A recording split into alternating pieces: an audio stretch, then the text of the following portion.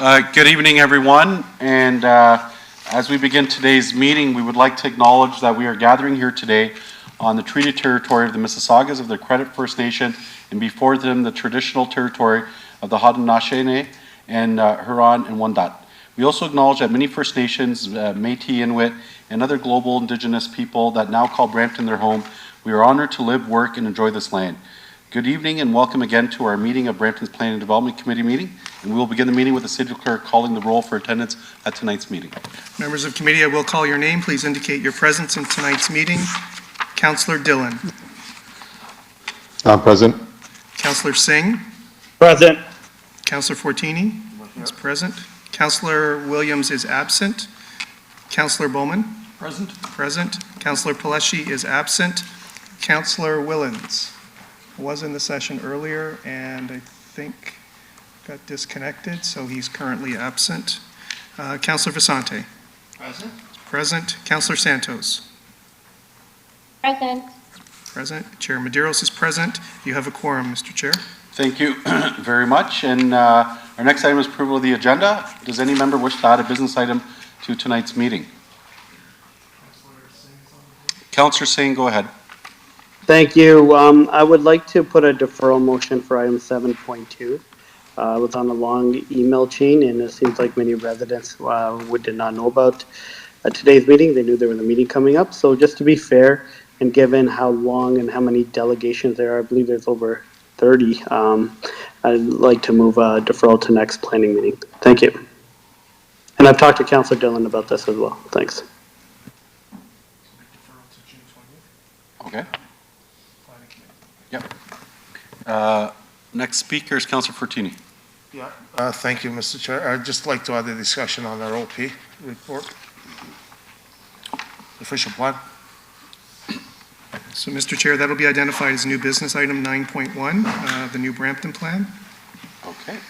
And just to also point out for members of the committee and members of the public, there was an item for which public notice was given by mistake identifying today's meeting. It is in fact an item that is tracking for the June 20th Planning and Development Committee meeting. It's an item identified for zoning bylaw amendment and draft plan of subdivision. The file number is OZS-2022-0021, 8265 Churchville Road, Ganya Walker Domes, Essence Holdings Incorporated. The newspaper notice was correct, identifying the statutory public notice, our meeting for this item being June 20th, but unfortunately a few of the public notices that went out by mail advised of June 6th. So just for the record, that item will be at the June 20th meeting. Okay, thank you for noting that, City Clerk. So I don't see any further additions, so I do have a motion moved by Councillor Fortini to approve the agenda. Is there anyone opposed? I see none. Motion carries. Our next item is declaration of pecuniary interest. Do any members have a declaration of pecuniary interest under the Municipal Conflict of Interest Act for any matter to be considered on today's agenda? I see none, so the clerk will so note for the meeting minutes. We now move on to consent motion. Committee, as part of our consent motion process, I will read each eligible agenda item subject to the consent motion, and any member may verbally identify the item to be held for debate during the meeting. Any item not held for debate will be considered as part of the consent motion and voted on for approval. I will start reading the relevant agenda items. Item 7.1 is staff report regarding application to amend the zoning bylaw. In consent. Item 7.2, staff report application to amend the official plan. Oh, my apologies, that's deferred. Item 8.1, minutes Brampton Transit Advisory Committee. In consent.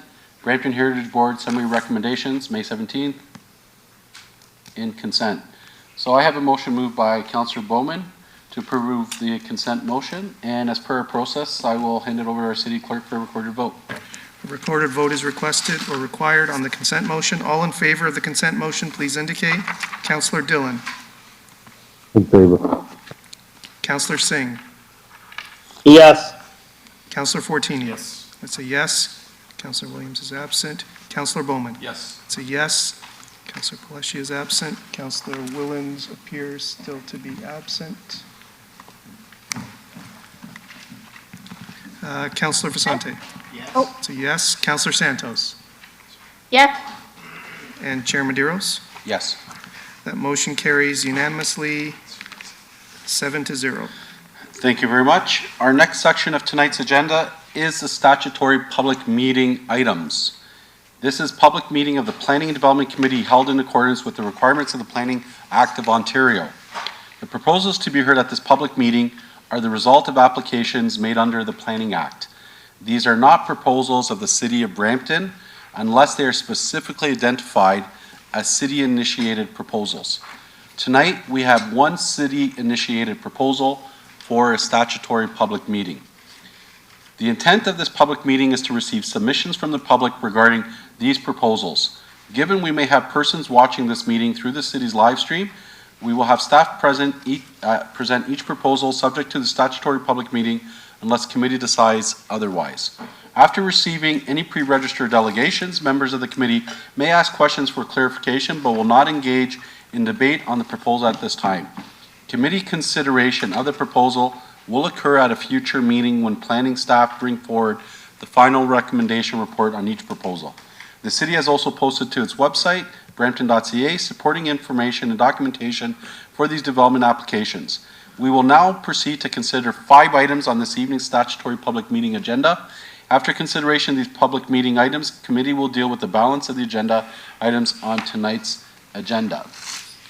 So we will proceed to our first public meeting, which is a city-initiated official plan amendment to the Credit Valley Secondary Plan Area 45 in Ward 5.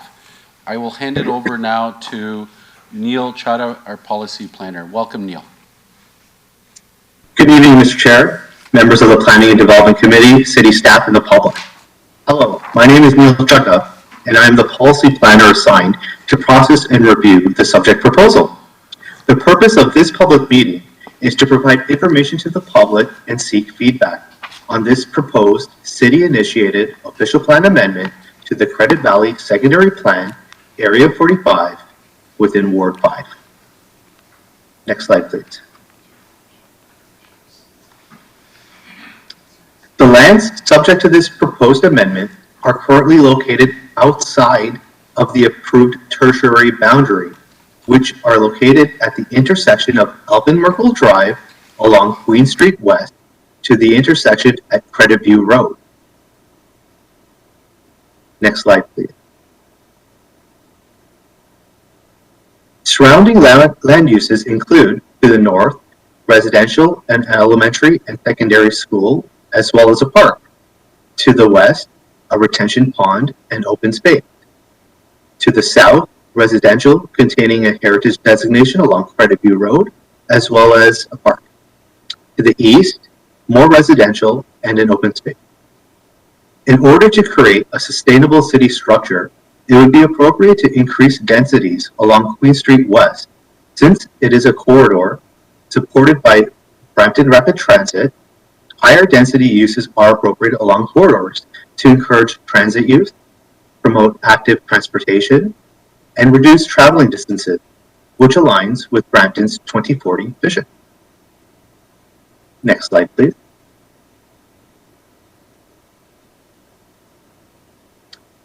In 2018, planning staff reinitiated a study for the Springbrook settlement area and proposed the adoption of a tertiary plan to guide future development in the area.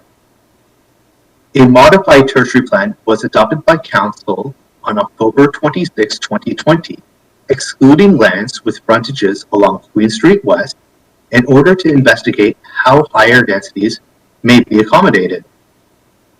Currently, municipalities are looking at ways in which intensification and infill can be utilized to make more efficient use of lands and resources, which is consistent with the provincial direction, such as the growth plan for the Greater Golden Horseshoe. Next slide, please. To facilitate an increase in density, the following land use designations are proposed. Lands designated as commercial, mixed use, medium-high density residential can be seen in red.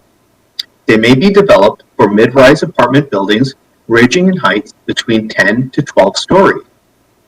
Commercial uses shall be at grade. And lands designated as commercial mixed use medium density residential can be seen in purple. and these lands may be developed for mid-rise apartment buildings ranging in height between 8 to 10 stories, and commercial uses shall be at grade. Lands designated as commercial mixed-use, low-density residential, as can be seen in dark orange, may be developed for townhouses and low-rise apartment buildings ranging in height between 3 to 5 stories. When adjacent to existing low-density residential developments, the maximum height shall be 3 stories. Appropriate buffers are to be provided when adjacent to existing low-density residential uses, and live-work units may be permitted.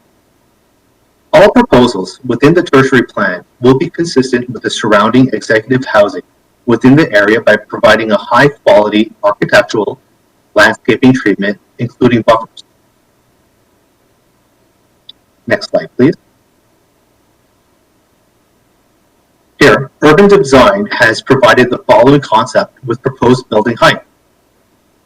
As you can see, there is a densification along Queen Street West and higher densities at the intersection of Alban Markle Drive and Credit View Road along Queen Street West. As we move into the interior parcel, you can see that we transition to lower density residential uses, such as townhouses, when adjacent to existing low density residential. Just because the subject area has developed as executive housing doesn't mean it will always stay the same. Policies are evolving and responding to different needs, and that's why policies can be amended. Additionally, town centers and urban centers are the areas where the highest intensification is planned, approximately, let's say, 30 to 40 story buildings, which is not what is planned for this area. Areas such as corridors are also planned for intensification, but at a much lower scale, such as 10 story, not 30 story. Next slide, please. Proposed changes to the Credit Valley Secondary Plan, Area 45. The secondary plan designates the property as Springbrook Settlement Area. Now that we are adding back the land, which were removed from the tertiary plan, the lands are to be designated as Springbrook Tertiary Plan. Next slide, please. The block plan currently designates the property as Springbrook Special Study Area, and it is proposed to be deleted and the lands to be designated as Springbrook Tertiary Plan. Next slide, please.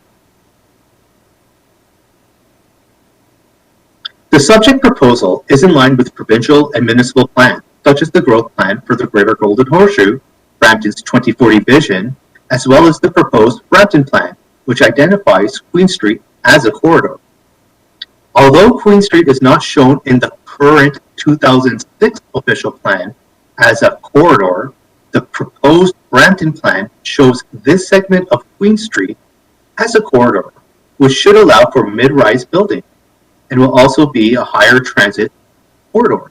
So the proposal is consistent with that direction. Next slide, please. Public notice of this meeting was provided in the Guardian newspaper on May 12, 2022. The next steps are as follows. Staff will continue to review the city-initiated proposal, including reviewing comments from the public and technical comments from internal and external stakeholders. A recommendation report will be brought forward at a future Planning Development Committee meeting and Council for adoption. Issues raised will be addressed in the recommendation report, and staff will contact and follow up with those residents who have spoken, written in, or advised of an interest in monitoring this proposal. Currently, there are 3 pre-consultation applications and 1 official plan zoning bylaw amendment. Through the respective rezoning applications, applicants will need to demonstrate with supportive studies that the proposed heights can be appropriately developed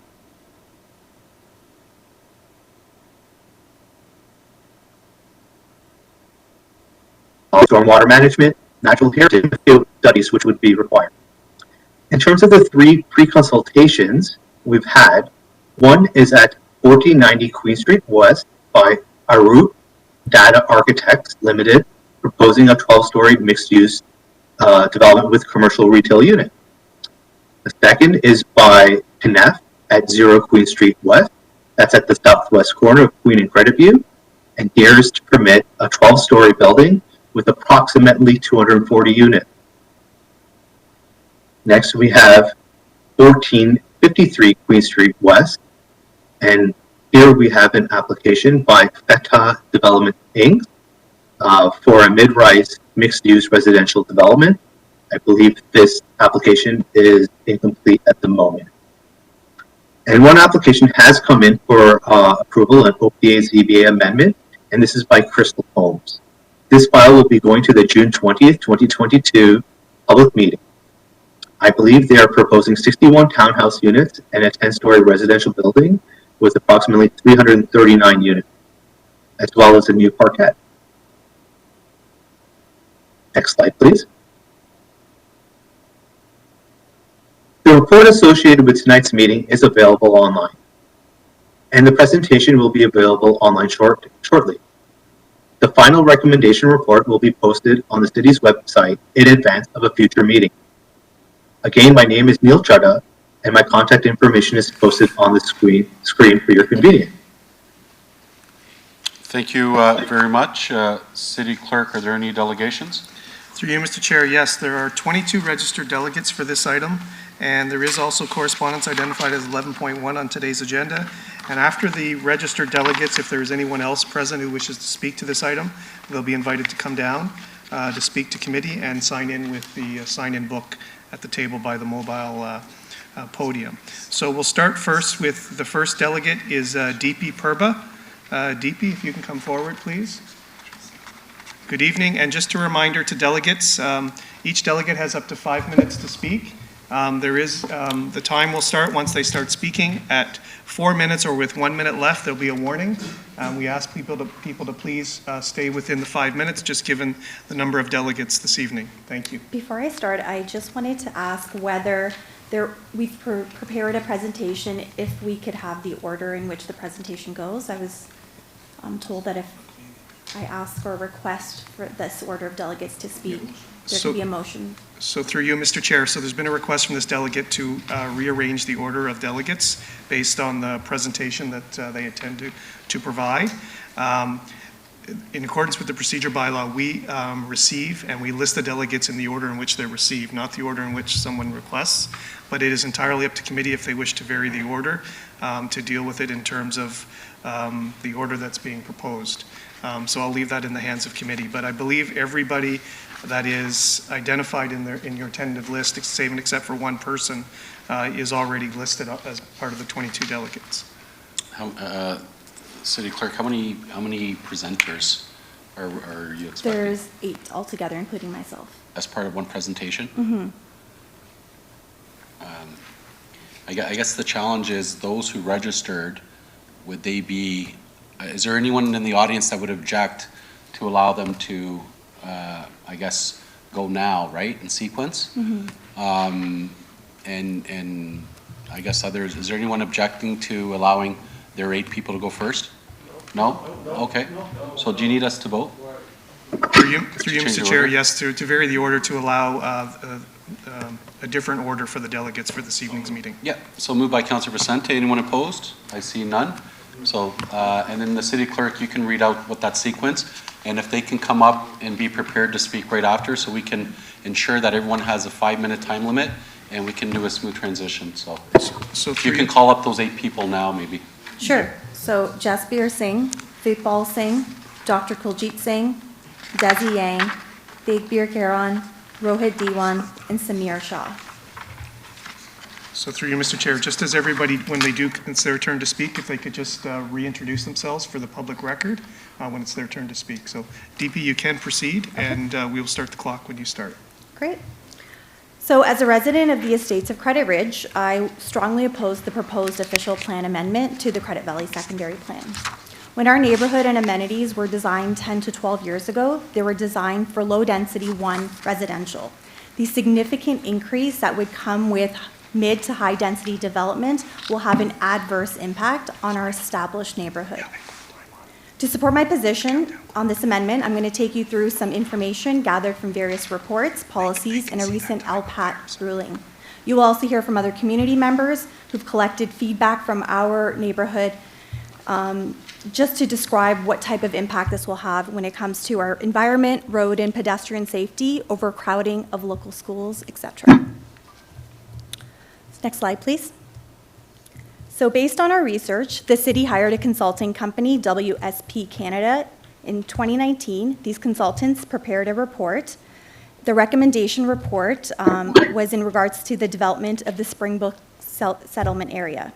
The recommendations included development and design guidelines maintain and strengthen the existing rural residential hamlet character of the area, that development integrate the community within the current upscale executive housing policy context, and development be limited to standard residential, hamlet residential, and hamlet mixed use.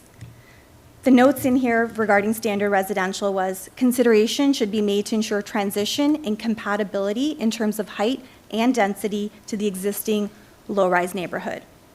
The note in here in regards to hamlet residential said that buildings are preferred to be 2 stories to reinforce the hamlet character, and in no case should buildings be taller than 2 stories.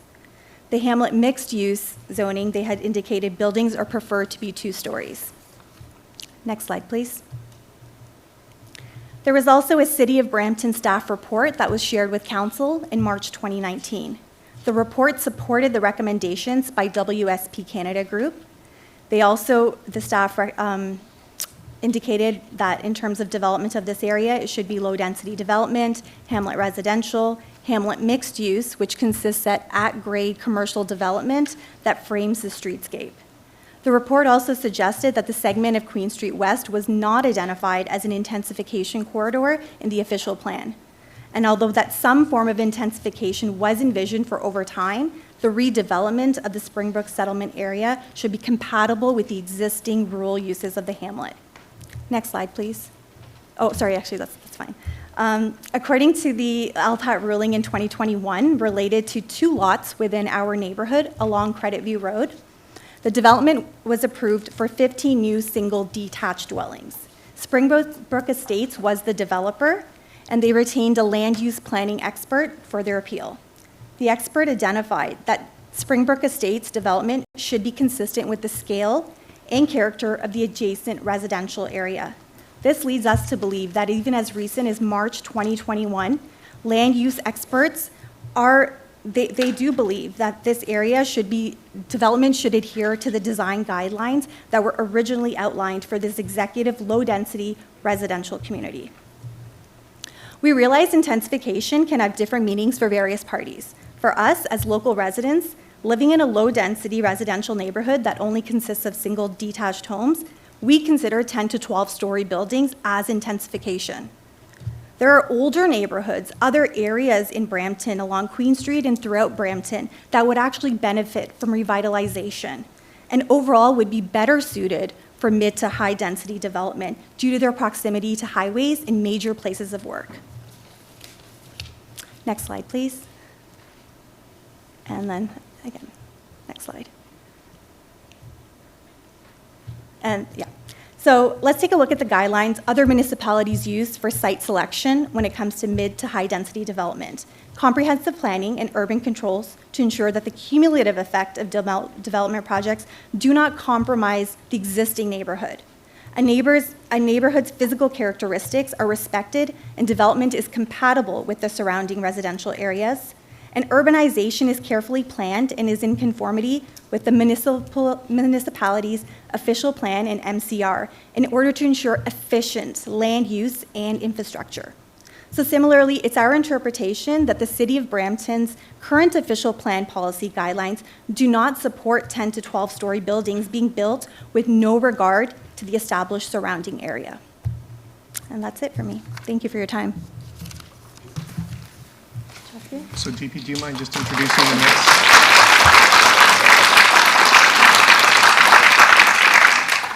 Can you introduce the next person on your list, please? Jasbir Singh.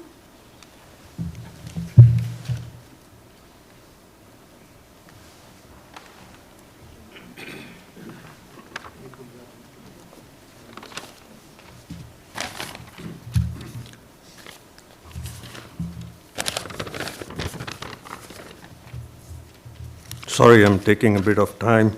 Being a senior, do excuse me. Okay, I'll introduce myself. I'm Jasbir Singh. I live in Ward 5. And good evening, council members and the Springbrook community. Through the chair. The proposed amendment of SPA 45, which affects Ward 4 and 5 residents of Springbrook, has a big detrimental impact on our school-going children. This amendment is directly connected to the rezoning application for high-rise density and multi-story residential units in the Springbrook area. We estimate it will create residential dwellings for up to 3,000 families. That's a very rough estimate. It could be much more. With the Brampton demographic trend and based on public birth rates, it's almost 2.5 children per family, which equals to 7,500 children. With 2 neighborhood schools which are already overcrowded, for example, Ingleborough Public School, which has 8 portables and looks like they are there permanently, with a population of 743 students. Laurenville Public School has 10 portables, which are also like permanent because you can see the structures and the electricity poles. And they have a population of 928 students. Present schools and road infrastructure in this area is totally overcrowded. Your portables have taken away such a large portion of the playground for the students' physical activities. This has contributed to mental, physical, and safety concerns to the students. Where are we going to school the extra 7,500 students that are going to come to the dwellings, the new dwellings? This is totally unmanageable. Needless to say, this will be adding to the already congested Springbrook area. Also at present, there are multi-generational families that are living together. In conclusion, as responsible residents of this historic hamlet of Springbrook, we are very concerned that the amendment to this Planning Act will undermine our children's safety and health concerns. Do remember that today's children are our future. We don't have to remind you about that. As citizens and elected leaders of Brampton are responsible to provide them with quality education, safety, and health concerns. We believe that SPA 45 amendment does not support this mandate at all. All elected members of our city, do please take into consideration the safety, health of our children and community. Thank you for giving me this time, and may the force be with us.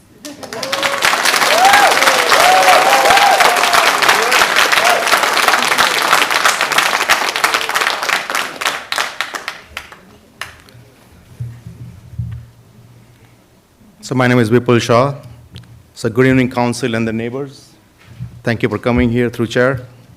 So continuing from the previous discussions on the physical limitations by my neighbor, Jasbir, I would like to draw attention on the resource constraints in the public school, publicly funded schools. As we all know that portables are becoming a norm in the public funded schools, student who's supposed to be here with me today to share his experience about the portable is unable to attend, so I'm quoting his words. So his words are, during winters, no proper heating. They have to put on the jackets and sit in the portables. No washrooms. So during wintertime, children run across the main building and they fall very often because the main passage is icy. No ventilation, no HEPA filter, no lockers, no water fountain, no custodian staff available till end of the school, so the portables are not being cleaned until end of the day. Bees are very common during the springtime in the portable, and usually someone or other is stung by the bee. Portable are congested. As a result, distance between the students are almost half that otherwise in the building classrooms. In addition, so that's what his wording, it's done, now it's my part. So in addition, school water fountains are lead infested, and students have no source of clean water to drink. With already crowded classrooms and addition of estimated 7,500 additional students, what is the plan of councils and trustee to provide world-class education to the Brampton student? I'm referencing a study done by Maria and Laura. It's called Secondary Gifted Education Program Review dated December 2019, and it's available on the Google if you search it. The Mississauga is allocated 74% students in the gifted program, while Brampton has only 23% allocation for the gifted programs. Why? Why city is not fighting to get fair share for Brampton students? Please also note that Peel gifted program do not follow the specific cut-off standard score. For example, if the two students has the same score, in the Mississauga they will be accepted, and in Brampton they will be rejected because of low quota available for the gifted program in Brampton. Just to amplify the situation, I would like to make a note that the total number of students in Mississauga are far less than the Brampton. So if you look the population of students in Mississauga versus Brampton, Brampton has a more student than Mississauga. I also, my neighbor suggested about the schooling already been packed and 75,000 more students, 7,500 more students, sorry. I also read the PDSB annual planning document 2019-2020 specifies that Ward 5 Credit Valley growth area has no additional school planned for that meeting. So there is no point of that there is no school planned in these upcoming years in that area. So my question to council is, how are we going to support fundamental right of education to the students that will grow in historic hamlet of Springbrook by the council initiative proposed amendment SPA 45? Now, building on the mental health, as we know, that's the biggest concerns in Canada nowadays. We took away their ground space by putting portables and forced them to use electronics during their break time because they have no place to play. How are we promoting physical activities? Other thing about the safety, the portable are easy target for the unwanted activities, and this puts safety of our children at risk. For example, as we all know, the Toronto High School shooting with pellet guns on May 31st, and the recent incidents in the Hamilton happened on June 2nd where the kids was caught with the firearms in the school building, and those are happening in the portables area. It's easy access. Anybody can jump over the fence and do what they like to do. In summary, I would like to say that current situation is already adversely impacting mental health of our children, quality of education, and safety. So instead of fighting to get more funding to address these concerns, we are discussing council proposed SPA 45.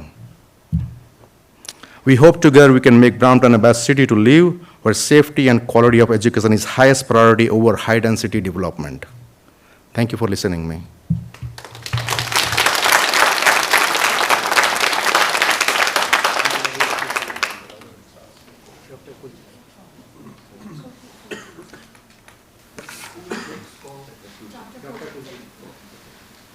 So I would just ask again, whoever's part of this presentation, if you're the next speaker, please try to get up 30 seconds before so we can make this an easy transition.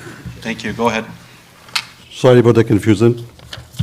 My name is Kuljit Singh Janjua, and I'm going to talk about the concern what community has regarding the road safety for children and pedestrians together.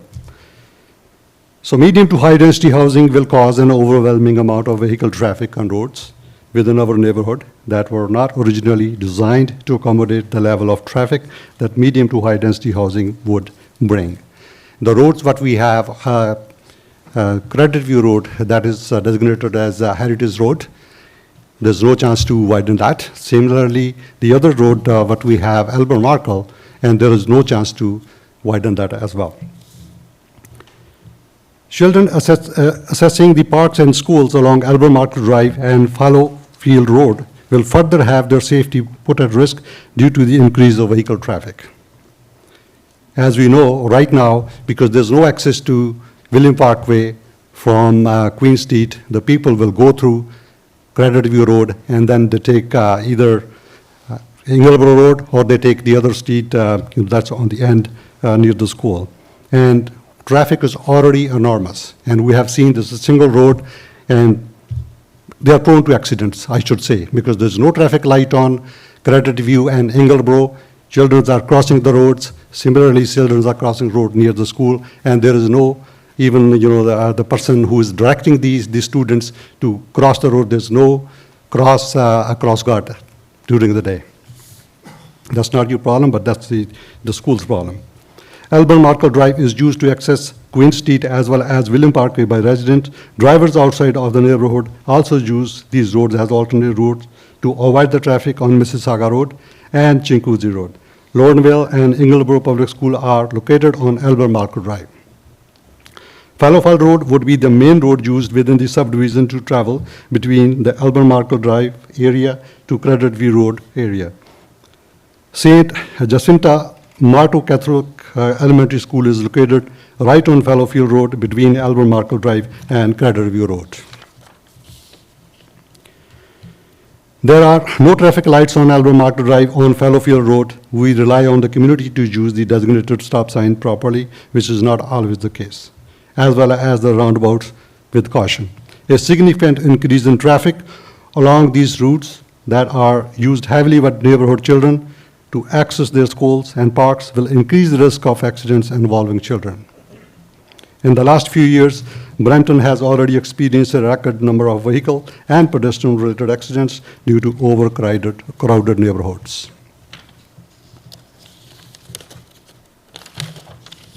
And then the general pedestrian safety concern, what we have, mid to high density development will undoubtedly create an increase of vehicle traffic on Albert Markle Drive and Credit View Road, as they are the roads used to access Queen Street as well as William Parkway.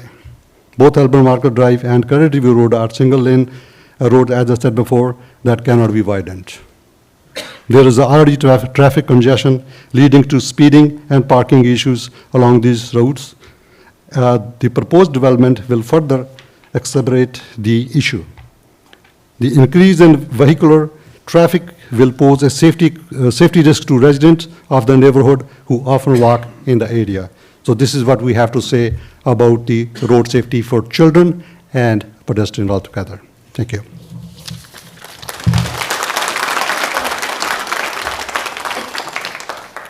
Excuse me, next slide. Next one.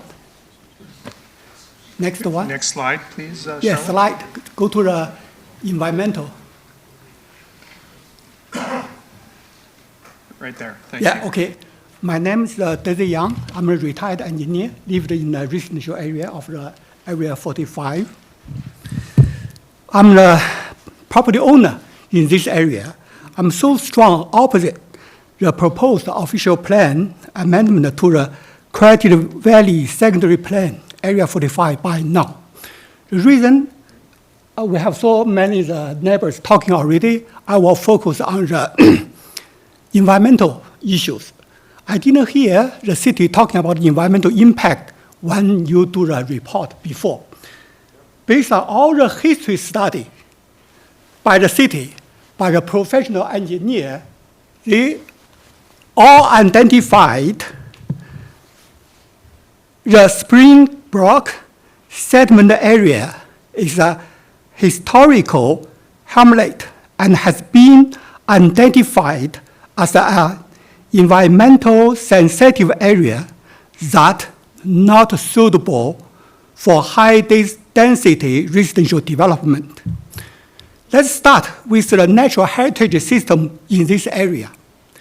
What means a natural heritage system? A natural heritage system consists of a variety of development constraints should be identified to the extent possible within an area to best understand how the land may be feasible developed and to achieve the policy for maintaining and support the natural feature and functions. The natural heritage system in this area included, number 1, Springbrook Creek West tributary. The Springbrook Creek West tributary is the most prominent feature in the area. Second one, wetland. It apparent that is a wetland is forming and or has formed in the vicinity of the Springbrook Creek West tributary. 3, westerly woodlot. A woodlot feature is located on the north side of the Queen Street West and just east of Alban Markel Drive. Give it a cultural value, it should be considered. Also, follow the city Brampton woodlot conservation bylaw, it appears it should be to conserve this woodlot that the middle core area set up in city bylaw. Number 4, East Valley woodlot, the same as above. Another very interesting topic is about the species at risk. It's a kind of a special fish, right? The potential presence of the red-side death in Springbrook Creek and its tributaries. So the ministry has indicated, please consult with the natural heritage, make a map to assess what species at risk must be in a general area. So we may have another speaker talking expertise in this area. I will not go too deeper. So in addition to this natural heritage system, we also have a concern, very strong concern about currently the infrastructure in this area. That this infrastructure can support city inertial proposal at about another 25,000 high-rise building in this small area.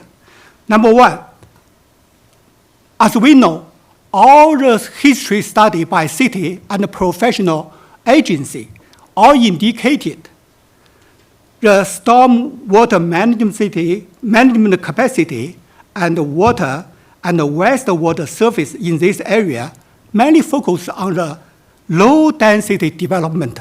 So all the recommendations before 2021, before today's city's inertial amendment, all suggest this area should follow the previous planning for low-density development. Secondly, in fact, we also find some deterioration and water flow blockage in this area. So this is some things definitely need the city to further study before you make this process.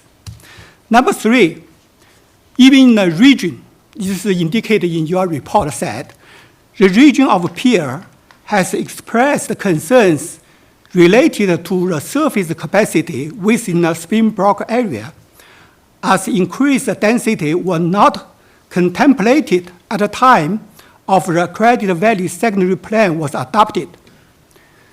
So we also noted when city did this widen of the Queen West initial year plan was 6 lanes, 3 lanes each side, each direction. However, finally, because of the environmental assessment issue, so this plan reduced to the 2 lanes each direction. See, also consider the local topographic formation. We have thought about that geotechnical condition in this area. We said some erosion in this area too. The geotechnical condition in this area suitable for high-rise building or not? Because I'm a structural engineer, I have a strong thought about that. So in conclusion, based on your report, based on city study, existing all available study by today do not support increased height and density, which means there are high degree uncertainty by now. If you didn't do any study yet, you rush to push this process. We thinking high-rise building proposal for the area will require additional study, which will take much longer planning and the developing application process. Shouldn't go so quickly, just say I initiate this process. I will do all the things after it gets revised. You've reached your 5 minutes, and that's Yeah, that's all. Mike already said, okay, we strong opposite currently the amendment. Hope you consider our concern carefully, do enough homework before you put to the public again for this amendment. Thank you.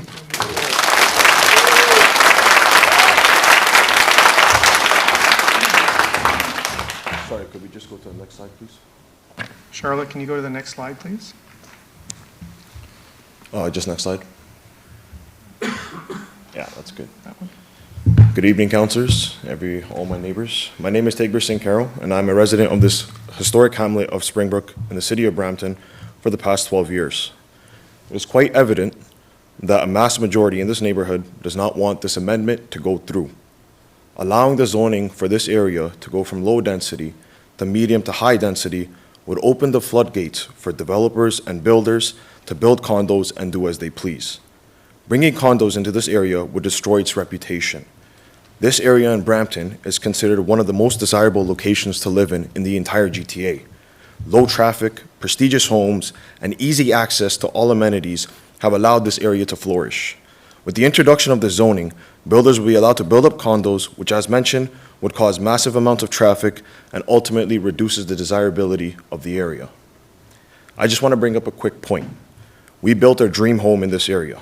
I live in one of the custom homes on Credit View Road. Each morning, I wake up, I go out to my balcony, and I see greenery all around me. I sip on my coffee, and this is a very peaceful moment for me, which I cherish every morning. Not only that, but summer times, my family spends most of our times outside, enjoying the weather, enjoying the view, barbecuing, and so forth. This amendment would destroy that enjoyment that we have. Instead of greenery for miles and miles, we would see condos in all directions. We could have done what everyone else did and moved maybe 15 minutes down the road and chose to invest in Caledon, which would have been a lot easier in terms of us building our dream home. My plan was to live in this house for the rest of my life, as Brampton is a city that I have considered home for the past 22 years. Unfortunately, if this amendment does go through, it does look like I'll have to leave a place that I've called home for the past 22 years. Going back to the topic, as real estate developers ourselves, we know firsthand how difficult it can be to apply for zoning if the city does not permit for specific use for the land. If the city and the residents decide that development in the area is for their benefit, then our projects that we have worked on go up with no questions asked, no problem. If residents are unhappy and the city does not allow for specific use, we often even have to abandon projects, as if the city doesn't want it, why should we build it? It is very rare that we come across a situation where the city does one thing and the residents want another. If builders want to build in this area, let them go through the Ontario Land Tribunal. Let them apply for specific zoning for these projects. Why, as a city, are we making it easier for these builders to do as they please, especially when the majority of the people living in this area are against this? I humbly request councillors and city planners not to move forward with this rezoning, as residents of this area are clearly against this. As councillors, your role is to represent your ward and the people in it. We voted you guys in for this reason. It is clear that the residents of this ward are not happy with this amendment. Please consider this when you guys decide to make your decision. Thank you for your time.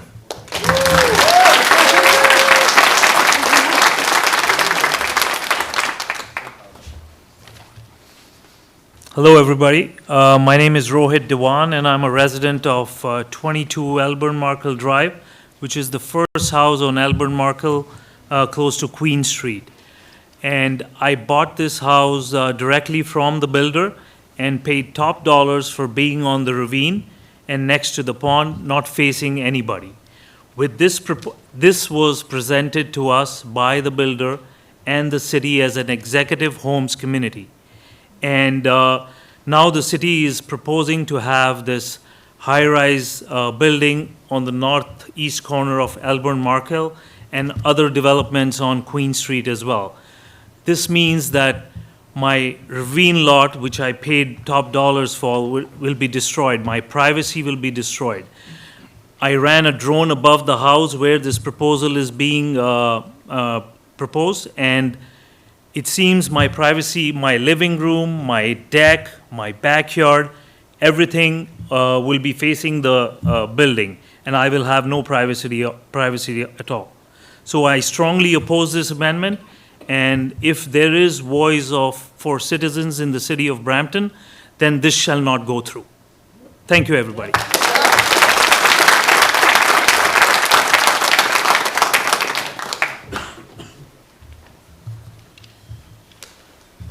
Hi, my name is Samir Shah, and I am one of these residents in the same neighborhood. I would start a little differently and then will request you to proceed with slides. I've been working in corporate world for 30 plus years. Every time we talk about any topic, it starts with problem statement. Any problem statement is supported by multiple problem solving solutions or proposals with well-known and proven problem solving techniques. I'll give a couple of examples here. Asking why question 5 times. I know for sure the city council, the planning team are more qualified than probably all of us here in terms of technical aspects. However, being a resident and citizen of this city as well as country, I know how any potential problem can be solved by systematically approaching it. So I started asking myself when we got this notice and talking with all of these wonderful neighbors, why? Why is this amendment? And I had a lot of answers. I came up myself. I got help from all these wonderful people, and thanks to current technology where I can see what is happening. I came across few points.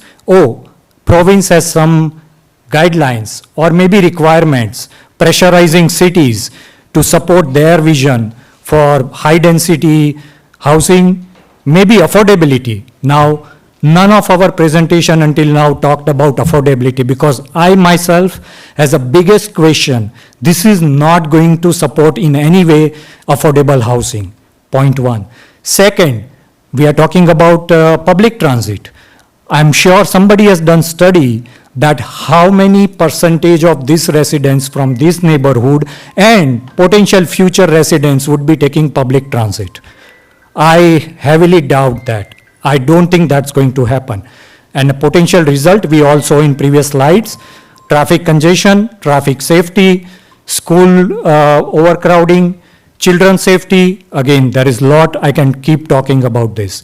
Coming to second point, there is another technique which is very commonly used in corporate world is once you get to the root cause of any problem statement with 5Y, you can also apply, they call 5W and 1H. Like all the common questions, starting from why we talked about, when, who, where, why again, and then how. I think there are some answers for these questions, and I will leave it up to the respected council members, whoever is proposing this, whoever is supporting this, and to our qualified and experienced planning committee members. I came across myself studies done, somebody reported or talked about it earlier. Other cities, other municipalities who have grown from a small town to a big city metropolitan, they do a lot of studies including shadow projection. I haven't seen any single such study published on Brampton website. Maybe there is something. I'm going to go further and dig through that. Where is it when we talk about high density? Putting all the technicality aside, I would now go back to my slide with one single statement from all of us here, and not only who made to this meeting today, but 175 plus residents who signed our petition electronically. I have submitted that to city. I don't think it got reflected on the slide. This was done in, maybe there was some technical challenge because I inserted Excel within the PowerPoint as well as Word document. I can fix that later on. If city needs help, I can do that as well. But the fact is, within single week, just by talking to some of the residents and using WhatsApp and other social media, again, we have limited until now up to the WhatsApp only, and I was able to get, sitting in my home, 175 signatures on that petition. I'm sure our councillors have got our feedback outside this meeting, and they know what the residents, people who have voted for them, and people who are ready to support them as long as they are ready to support the residents. So with that, I would like to go through my slide quickly just to make sure that I don't miss any. So you can keep going. Next slide, please. Yeah, so I think in my understanding and studies, the biggest question on any development, amendment, being realistic, I think the planner, Mr. Neil Chadda, mentioned that, hey, this is in line with Brampton 2040. I beg to differ, that is not the case. We have submitted our documents. You're at 5 minutes, if you could wrap up, please. Sure, yeah, quickly. So I just want to make sure that all the information which is being collected here is well supported, and as my previous presenter mentioned, we would like to continue following through, and I'm really glad and thankful to the council, City of Brampton, to provide this opportunity to all the residents so that they are part of the city they want to build and they want to live. We listen to all the residents who paid millions of dollars already, and we don't want them to lose as being our neighbors and going to Caledon or any other area. So if you go to the next slide, I have few, yeah. So I'll just leave with, if you go to the last slide, we have few questions for councillors which I would like to follow up. This is the list I was referring earlier, 175. I'm going to skip cost part. If you keep going to the last slide probably. Yeah, so we have few questions to leave with the city councils, and I would be following up just for the sake of this time limit. I'm going to rest my case here. Thank you very much.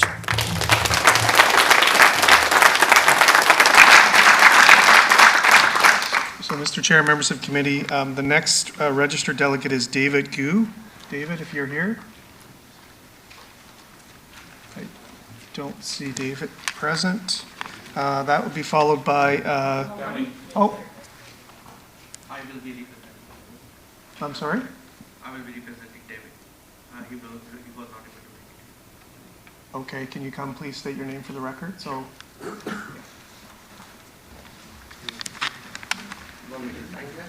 yes, please. Because it'll be your delegation that we're receiving, not David's. Sure.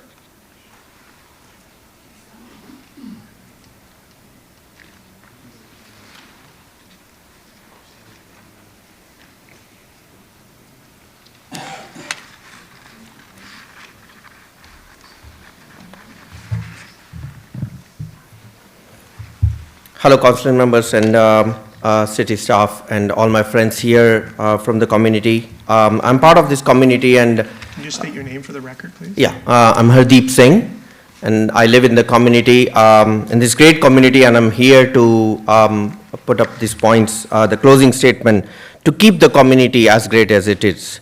So the first thing we would like to highlight here is as all the like representing all the members who are here, as well as those who couldn't make it.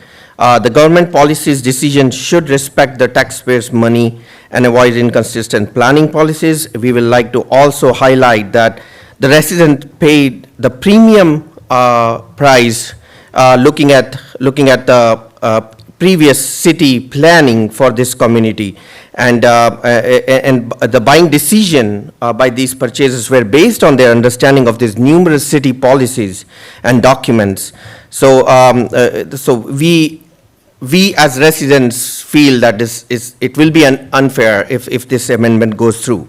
The local community of the taxpayers living in estates of credit rich will be negatively impacted by this amendment. And we strongly oppose this amendment. We have an opportunity today to utilize the public fund efficiently and to plan for the better Brampton by saying no to this proposed amendment. Developers should be encouraged to invest in the medium to high density development in the areas of Brampton that would benefit from the revitalization and intensification. So, as representing all the residents of this community, we will like to close this this meeting today by saying no in big letters, I will say, to this amendment. Thank you so much for your time.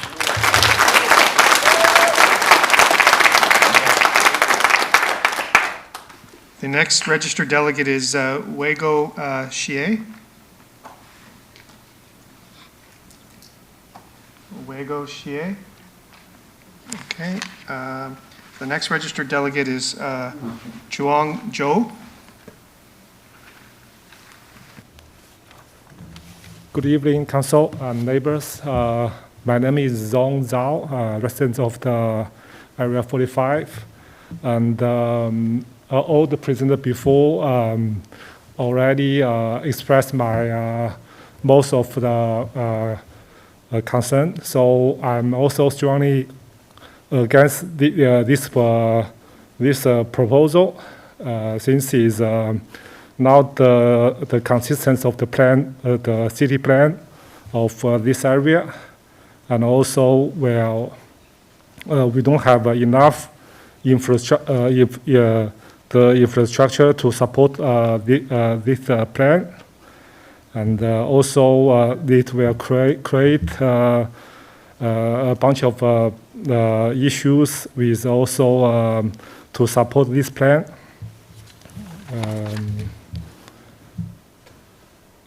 And also the existing the neighbors will be the character of the existing neighbors will be changed from low density to medium to the high density. Again, my opinion is not agree with this plan for our neighborhood. Thank you. The next registered delegate is Amy Chen. Is Amy present? Tammy, I do see somebody on the attendee list named Amy. Can we just unmute that person, just to confirm? Is this Amy Chen on the attendee list? Yes. Hi, Amy. It's your turn to speak to Planning Committee regarding this proposal, and you have up to 5 minutes. You can begin. Okay. Well, most of the delegates has expressed what I want to say. So I just here to express that I am strongly oppose this project, Area 45 project. So it's one more thing I would like to add is that if is a councillor of our ward, if he does not consider the interest of the residents he presents and does not listen to the opinions of the residents of this ward, but try to propose or push the projects that are not in the interest of the residents of this ward. So if they do this, they are not qualified to be the representatives of our ward. So in the next election, they won't get our support. That's my point. Okay, thank you.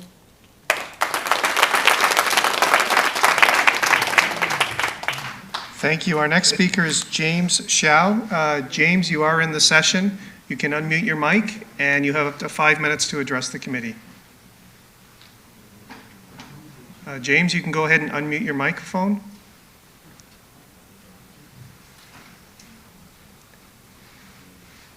Tammy, can you assist James? He's identified as James X. James, you are in the session. You have up to 5 minutes to address the committee. Please proceed.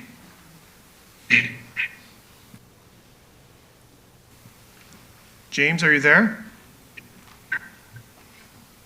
So, Mr. Chair, Tammy, can you mute his mic? We're going to move on to the next speaker, and we'll come back to James perhaps. The next registered speaker is Gracie. Is Gracie here? I do not see Gracie present. The next registered delegate is Owen Huang. Is Owen here? Yes, yes. Yep. Owen's just coming down to the microphone.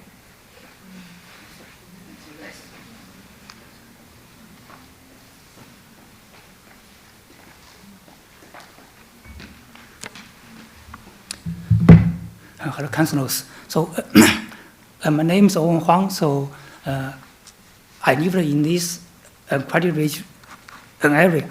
So, I strongly opposite this decision for the city to bring in the high density residents into this area. So, the first point is the current Cradleview Road is a heritage road, so the traffic is pretty busy right now. Yeah, it's not to say in the future. Okay, it's right now. It's pretty busy on this road. So the high residents, they're going to bring in the more traffickers onto this road. It will create a lot of busy and dangerous to the and to the communities. So. The second point is we want the city to honor the decision when we buy the house in this community. Okay, so when we bought the house in this community, right, the city, they promised this community is an upscaled, low density and community. We know in the Brampton there is only 2 upscaled communities. So we hope the city can honor this decision, does not change it. Yeah, and that's my opinion. And thanks.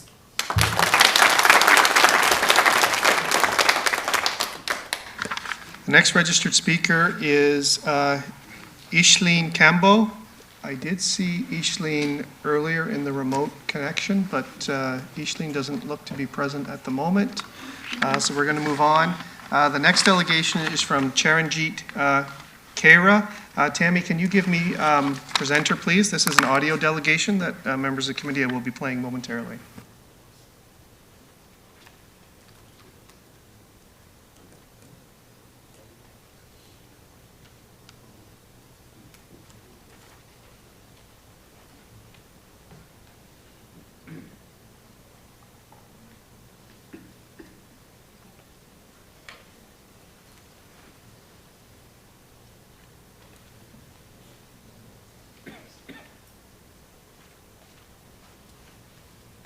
Hello, my name is Charanjit. I'm a resident of Estates of Credit Ridge. I have a few questions for the council, so here it goes. As we know, a developer must at their own expense conduct a variety of studies before being able to build on a parcel of land. Example, environmental impact study, woodland management plan, species at risk, study traffic impact studies, functional services study, contextual studies, geotech, and hydrogeological studies, etc. I wanted to ask, have the above studies been submitted to the city by the owners of the properties that will be developed? If they have not been submitted yet, will council make an amendment decision before receiving the reports? If they have been submitted already, did the city pay for any portion of the cost of these studies? If they have not been submitted already, and since this is city-initiated amendment, will the city be paying for any portion of the cost of conducting these studies? Please let us know. Thank you.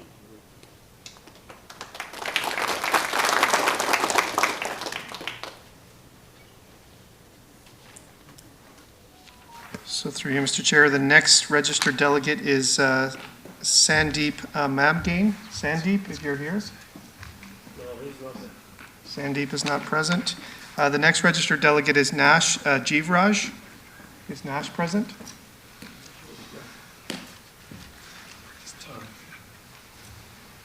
I don't see Nash present. I've submitted my paperwork.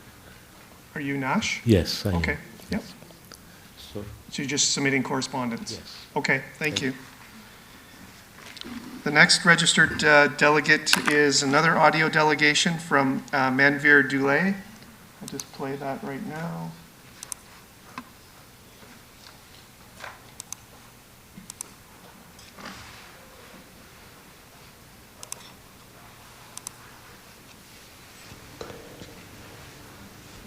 Hi, this voice memo is in regards to the Credit Valley Secondary Plan, Area 45, Ward 5.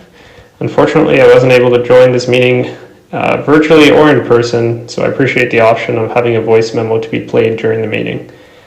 To summarize, I'm against all the changes that were proposed in the amendment. The Springbrook area is very unique and a beautiful part of Brampton. It's very sought after and has an established reputation for looking the way that it looks. There are a lot of amazing homes in the area, and the proposed changes would not blend well into the area that's currently established. Myself and many others in the area value the traditional Springbrook area policies, which have made it what it is, and would not like to see changes as significant as the ones proposed in this amendment. This change would tarnish the look and feel of Springbrook that has been seen and realized by everybody that's moved to the area, and it'll deteriorate the uniqueness of this pocket of Brampton. To summarize, I would vote to reject all proposed changes to protect the look and feel of Springbrook area, and I appreciate your time.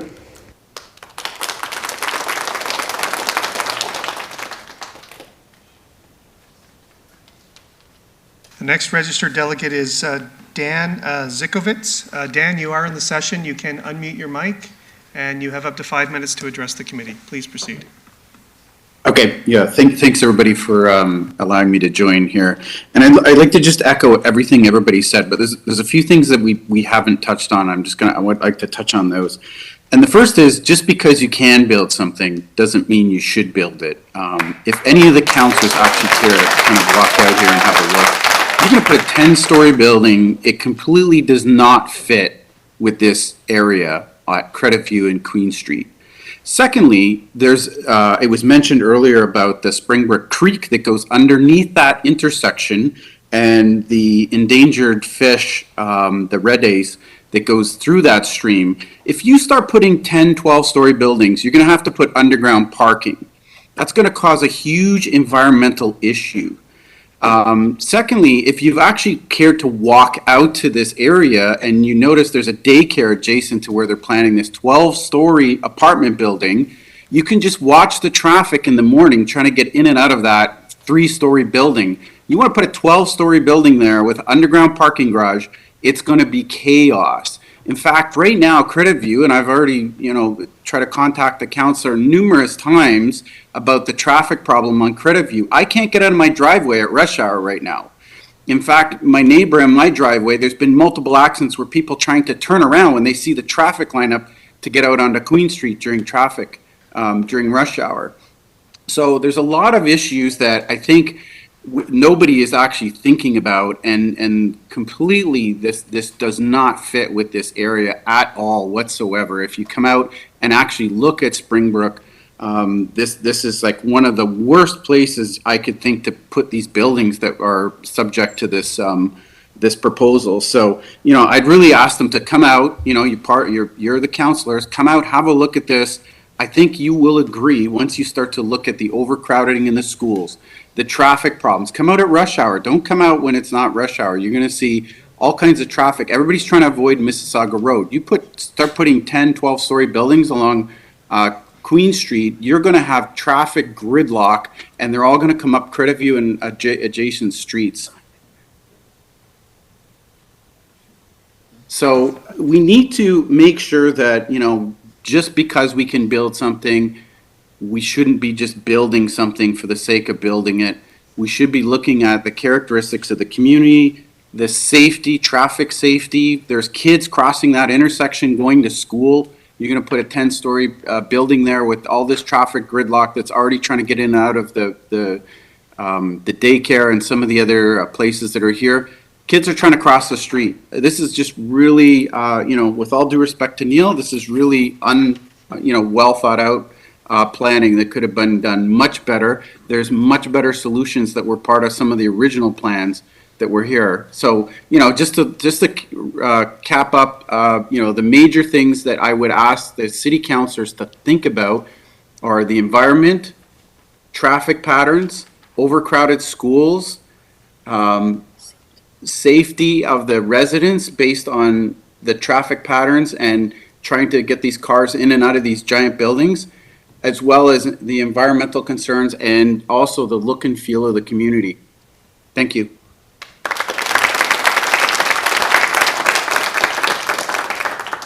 The next registered delegate is Satinder Malhotra.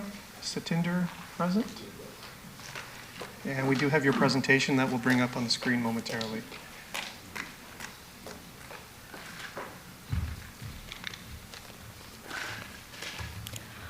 We'll just wait a moment for the presentation to come up. There we go. So whenever you're ready. Good evening, councillors, city staff, and all my neighbors. I'm Satinder Malhotra, and I'm going to speak about some of the environmental concerns. Some of them have already been mentioned by some of our neighbors. I'm just going to elaborate on some of them. It's true that as humans, we are responsible for disrupting the environment. Our homes were built on it, but that's also a reason why we should be advocating for them. To begin with, I would speak about red side days. Next slide, please. Next one. Red side days is a minnow fish that needs cool, clean, clear water to survive. Conservation status, endangered as per Species at Risk Act.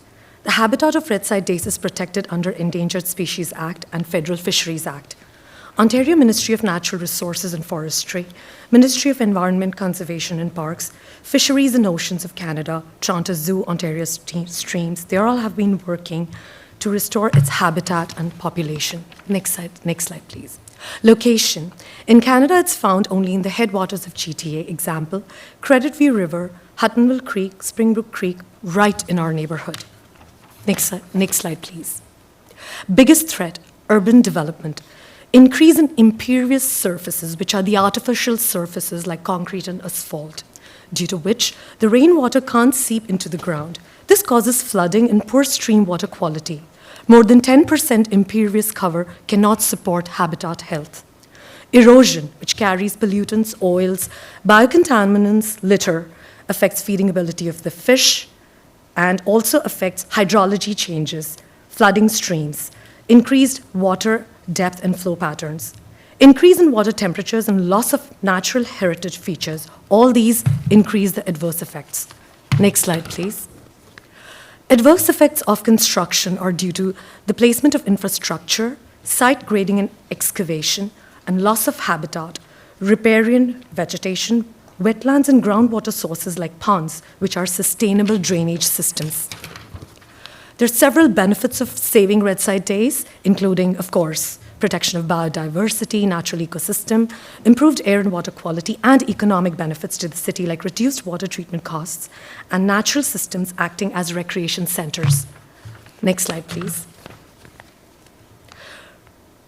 Next. Recovery strategies under Endangered Species Act. Maintain the current population of red side days by habitat protection. Guidelines for development close to red side days habitat, because in most watersheds, urban development beyond a limit can cause irreparable damage to the natural systems and streams.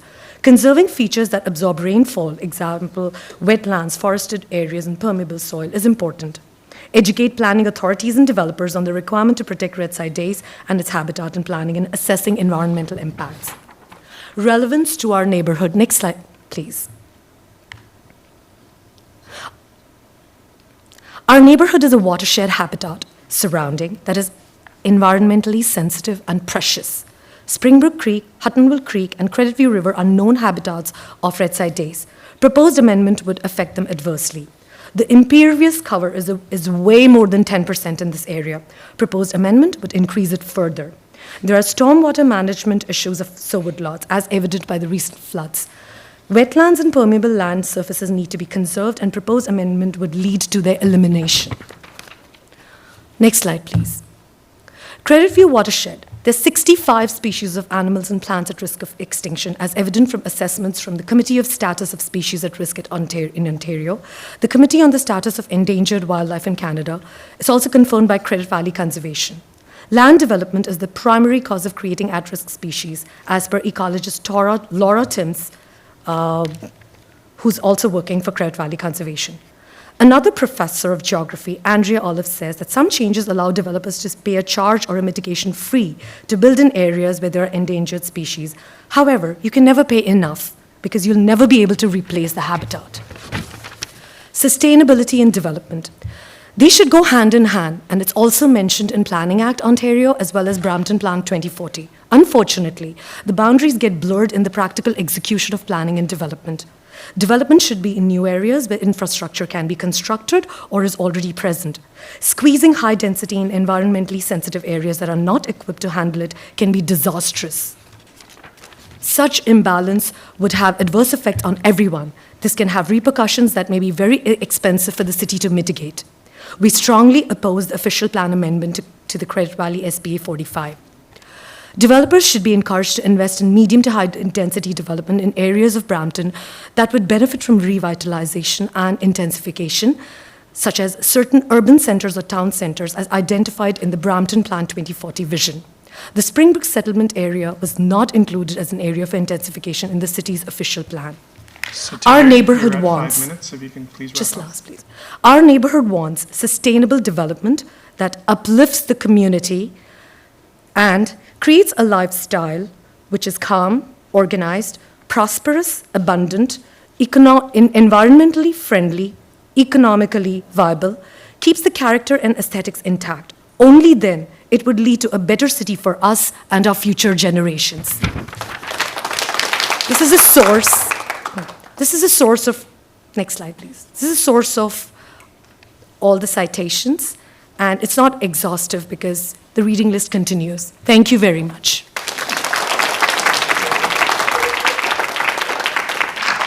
So, Mr. Chair, members of the committee, that concludes all the registered delegates. As this is a statutory public meeting, is there anybody else that wishes to come forward? If you do, I ask you to please sign in at the book. You can come down, and if there is anybody else that wishes to speak, please come down and form a line. But please ensure that you sign into the book, because you're required to sign in so we can contact you in terms of when a final report does come back to council for consideration.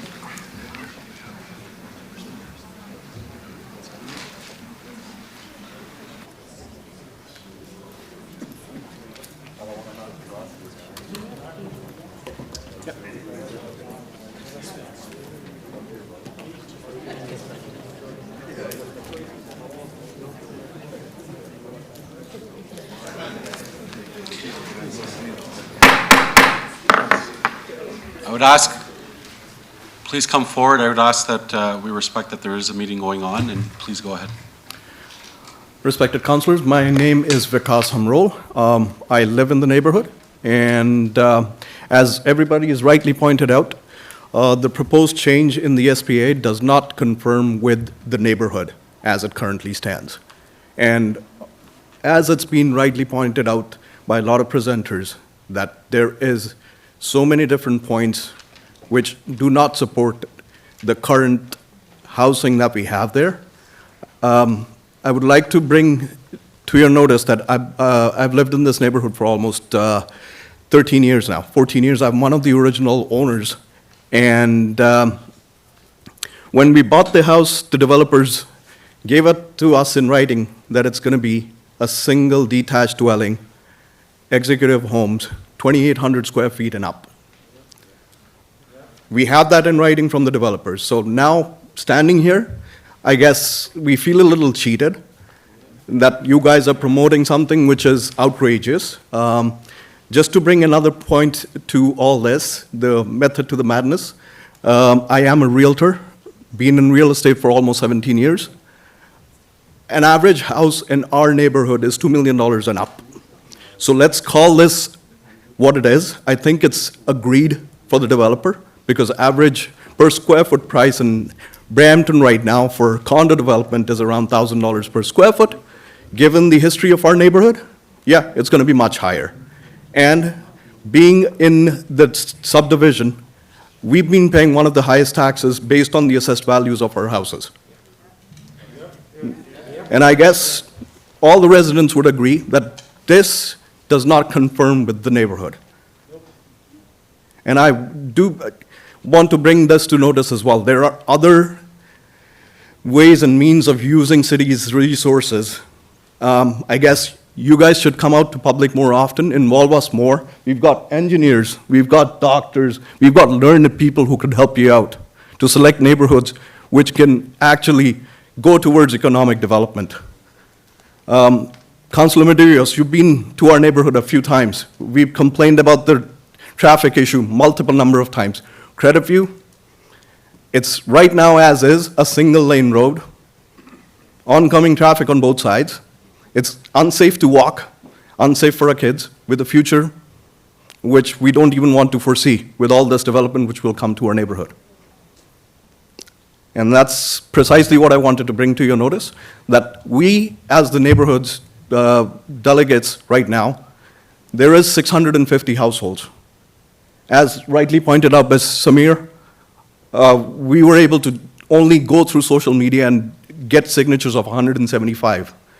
Mr. Jasbir Singh, one of the youngest members of our community, he's been going door to door, right?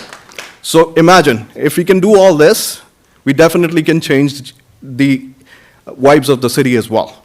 All we need is a little bit more involvement, and all we ask is your support, because we, I think, have got you where we are right now, and we should be part of the future. Thank you.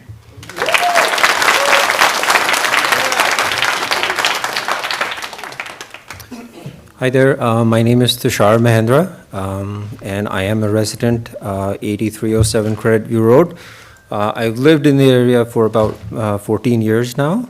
I'd like to take some time out of my time to just for a round of applause for all the members here of the community. It's really hard to put your thoughts together in 5 minutes. I mean, my hands are shaking, my voice is trembling, and I'm a dental surgeon, so you don't want a shaky surgeon, right? So, so it's hard to put your thoughts together in front of, all the counselors here, but I will try my best. So, everyone's spoken about, the impact, and we see it every day living in the community, right? If I want to make a left turn onto Steeles Avenue from Credit View Road, it takes about 20 minutes at rush hour, right? It's a single lane road. There's garbage dumped on the sides. I think what I'm trying to say is, I know all these studies are being done by the city and the developers. We're trying to dig them out. But the development that has happened so far, right, there must have been studies done for that as well, assessments done. So how do we end up in 2022 with portables in schools, gridlock, hospital wait times? Like, you sit and emerge all night. I mean, weren't studies done back then? So if the past is an indicator of the future, the studies that all the respectable, counselors and the government did have failed. And that's why we're in this predicament today. And we don't want that to get worse going forward, is what we're trying to say. I came to Canada because my wife thought it was the best country in the world, right? I have my, authority figure. So we moved to Ontario because it's the most progressive province, in Canada, I felt. And I chose Brampton to raise my family because, one, I love the butter chicken here, but it's a very wholesome community. I love it here. I invested in a house. I have an acre of land, but it's sad to see all that change. Houses are going to be built in my backyard,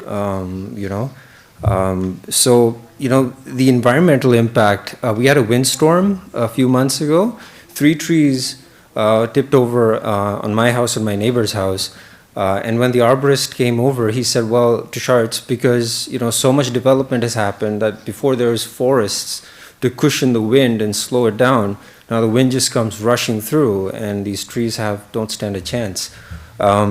I grew up in a country which was always in damage control mode. With all due respect, I love where I came from, I'll never forget. But we were always in damage control, right? The forests had been cut down for development, the rivers had been polluted, trees were cut down, and that led to soil erosion, which dried out the rivers, flash floods, and then the government was trying to plant more trees, clean up the rivers, but they haven't succeeded to this day. So I'm just requesting that the council members, take that into account, that there are countries that we can learn from who've made these mistakes, societies that have made these mistakes, and they still haven't been able to correct it, right? There's so much pollution in terms of noise and light. I try to camp in my backyard because it is a forested area, but it's impossible at night. You hear the traffic, you hear music, and it's only going to get worse with all these houses and high-rises coming up. The most beautiful thing I've seen in my yard is a red fox, right? It's beautiful against the snow. It was the most beautiful thing. The most horrific thing I've seen is that same red fox run over by a car, on the street. And I'm afraid it's going to get worse. Loss of privacy. I had so much written down and the time's running out.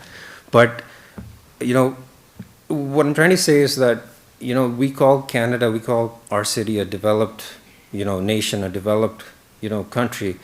How are we going to sustain that, for our kids and our grandkids if we make third world decisions, right? There are third world countries that are suffering, and the damage is irreparable. They're trying, but, they're just trying to doggy paddle to stay afloat. I just don't want our beautiful community to end up that way in the next 10, 20 years. So I oppose this, and I hope, there's strength in numbers. I hope we can all, get this, whatever, eliminated, basically. Thank you for hearing me out. Thank you.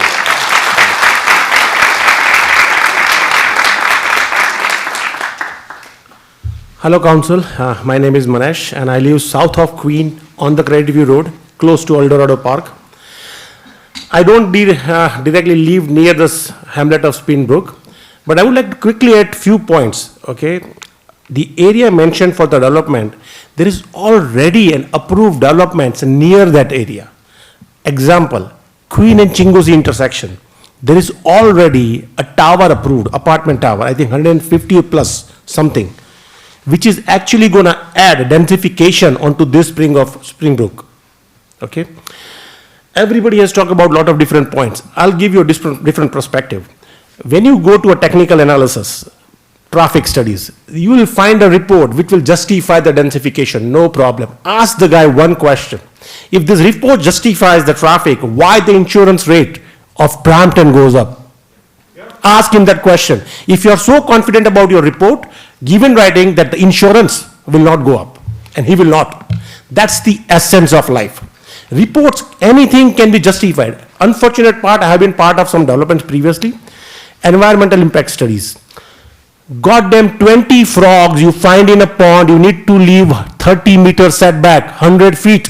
They have more rights than a human in this country. That's a fact. I have been part of development. When you get those reports, ask those guys, what you are justifying, can you guarantee that? They cannot, because all those reports are nothing but technical opinions. That's a fact. Everybody here has said so many things, I will not elaborate anything else, but all my neighbors are trying to tell you just one thing. When you grant a development, grant it with the security of essence of life they have been living. Don't spoil that essence of life. Thank you.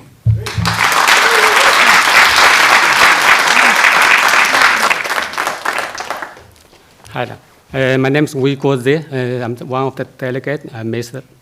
And I'm coming here today is because of this amendment.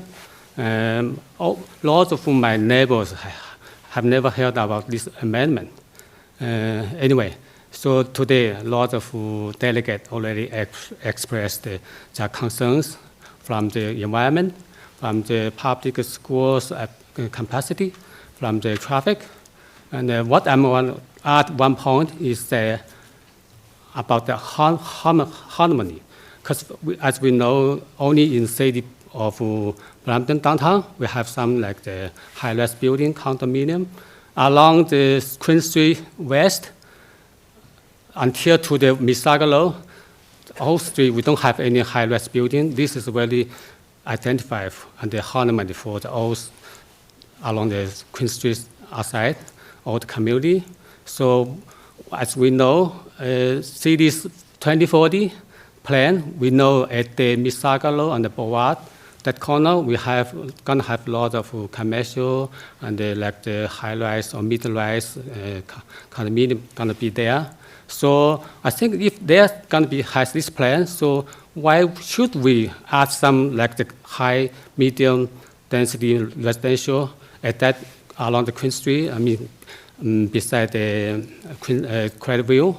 So if we already have one plan there already, lots of population going to be there. So we think should along this Queen Street East, West to the Misagalo, we hope we keep this low density and make this whole community, you know, harmony and identify. Thank you, Councilor.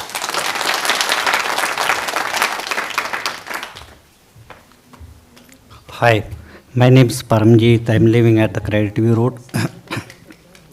My main question is that where we have to make the multi-story apartments, where we have the big shopping mall, any universities, any hospitals, any subway, do we have over there?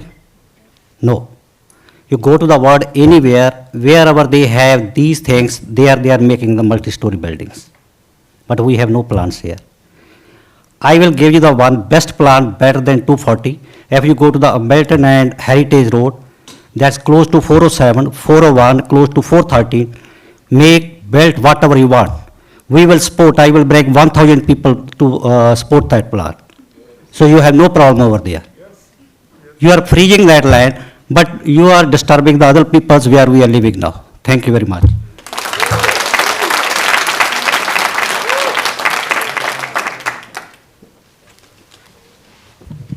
Hi, good evening, councillors, and good evening, all the neighbors. I'm very happy to be here to just express my concerns along with all the other neighbors in this area. As you can see, everyone in this room, we are very much in consent. We strongly oppose this amendment because it doesn't fit, doesn't match the style of the neighborhood.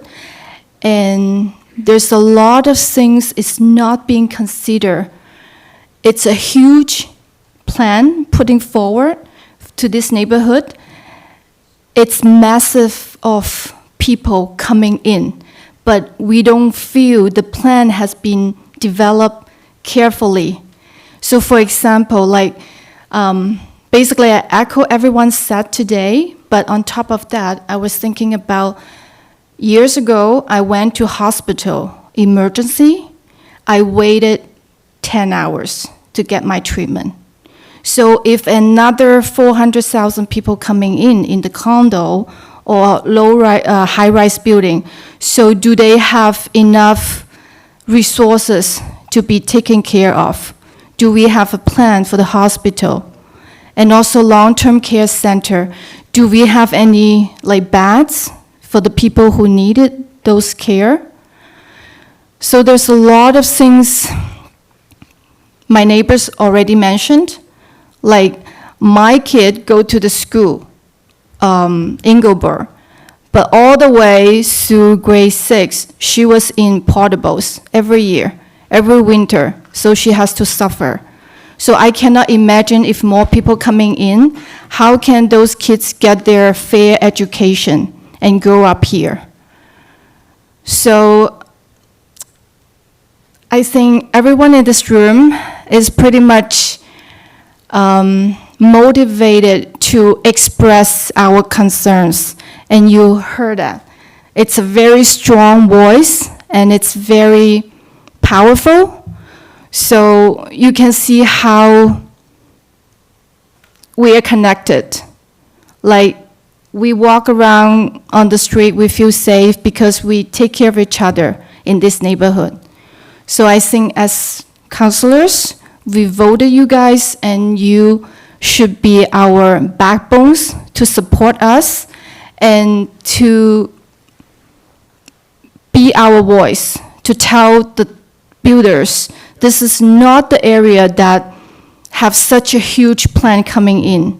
And Brampton, it's already an area, has a lot of people coming in, but we need to have a better plan, and also those residency days, you know, the special species, it's a very precious things that we should pressure for the future. So I really strongly encourage councilors to listen to our voice, and you can feel the strong emotion in this room. And along with people couldn't come here because I think we have a lot of groups, WeChat or other social media. Everybody in this neighborhood is talking about this news. We never feel so connected in the past about anything in this neighborhood. We enjoy our life, we go to work, we raise our kids, we fed our family, but this issue become a huge risk for Brampton, for this neighborhood, and we have a lot of concerns. They have a lot of merit, and safety, environmental, long-term care, school, children, and hospital. So those are all the things that everyone in this room is bringing forward.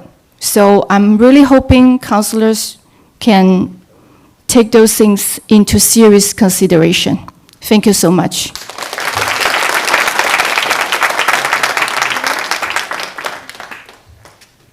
Hi, my name is Sally Fasulo. I've lived in this neighborhood for over 12 years now. I have almost an acre and a half on Credit View Road. It's an oasis. I have deers all the time, 7 deers. I have a great horned owl who had 2 babies on my tree 2 years ago with a 6-foot wingspan. We have all sorts of beautiful animals. I have huge turtles come up my driveway. This is not a place to have condos. We are not part of Springbrook. We're all south of Credit View Road, but we are here to support you guys. We all came here for you. And we hope that on June 20th, you guys come and support us, because we need you too. And if we stick together as a community, we can get this done. Thank you.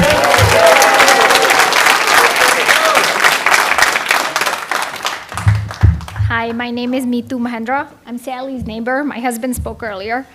We've lived in this house since 2009. It's our oasis. We called it our cottage in the city. We've seen it change a lot. Many subdivisions have come up. Actually, we've got neighbors from those subdivisions supporting us now. And, you know, we thought, okay, you know, more people are going to move to Brampton. City needs more houses. City must be planning it well. I did visit City Hall a few times in these years, and I was reassured by planners, studies are being done, everything's going to be looked after. I'm sure there were studies done, but the reality is, what we have experienced living in this area, we had deer in our backyard, the numbers dwindled. We actually even had an annual coyote. He doesn't visit anymore. There's no fox anymore. Turtles are found dead on the road, even though many neighbors post handmade signs indicating to drivers, this is turtle mating season, please drive carefully, please drive slow. We can't walk our dog on the road. I'm scared to send my kids on the road because nobody obeys the speed limit. There's never any police patrol. And the curves on the road, and people are frustrated trying to avoid Chinguzi and Mississauga Road and take Credit View Road, and they just don't have the patience. They just want to zip right past. There's not enough stop signs. Studies are great, but I feel very strongly about this. I've been patient, you know, didn't oppose any developments so far. Many subdivisions have been built since we've lived there, but it's not been good for the community. we would strongly urge you to consider your decision carefully. Thank you.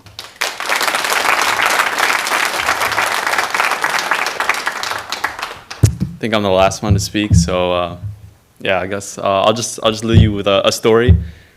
So we all talked about, I mean, a lot of people talked about the education, how the schools are crowded. So I've actually lived there for 10 years, since 2012. And I'm a student that went to Ingleboro Public Schools, so this is from like firsthand, basically, experience. So in grade 7, when that was the first class, like opening class. So it was a brand new school, it looked great. The classes were nice, they were, like the sizes were nice. We got great learning, the teachers were like one-on-one, not one-on-one exactly, but they knew us. Like if I went back to Ingleboro right now, they would know my name because that's how close we felt. And then I remember I went with my friend to vote June 2nd, and after voting, we looked at the graduating class sizes, or just the photos in general. So we started off with ours, and it was quite large, but it wasn't like, oh, this is a lot. And then as we kept going down, we noticed that the numbers were just increasing slowly, and like eventually when you got to the end, it was almost double as what it has been 10 years ago, yeah, pretty much. And we're looking at that and we're like, okay, like I don't know, like how are they getting more space? And then we realized that there's a lot more portables and stuff. So I just wanted to emphasize, like, this is like, it creates a lot of implications for the future. Like, I don't know exactly how bad that it'll affect it, but I just want you to know, like, we're already growing in class sizes. There's a lot more planning to be done other than just what is shown. I think it's just like very face value at this point. So I think like a lot needs to be reevaluated. And then I had one more thing to say was about, a lot of people already expressed this, Credit View Road. So you guys want to develop on Credit View Road, but Credit View Road is pretty underdeveloped itself. Back when I used to bus, I used to take the 502, and I'd have to walk down Credit View Road, and there's no sidewalks there. And I'd be walking on like the gravel path, and then, oh, well, now there is, but I'm just saying that I think a lot more focus needs to be put on like development in that area first before you even look at building new things. I think you need to support the community that already exists before planning to make another one. And that's all I have to say.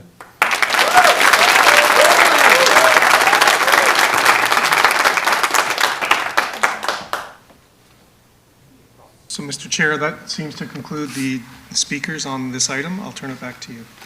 Okay, thank you very much. And I guess before we open it up to members of committee, and just as a reminder, today members of committee should not be expressing support or opposition to this. This is a public meeting, so the purpose of the public meeting is to solicit your comments.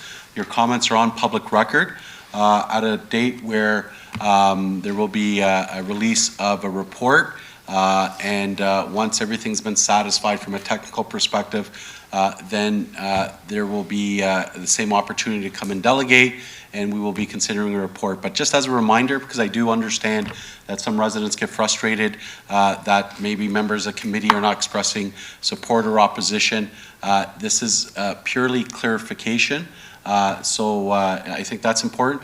And second, for anyone who hasn't had the opportunity to provide any comments or feel intimidated or have afterthoughts, you do have the contacts from staff which you can send your comments, and you continue to send any comments you may have, or you have your local area councillors that you can send their comments, and I'm sure they will be happy to send it to staff for their consideration.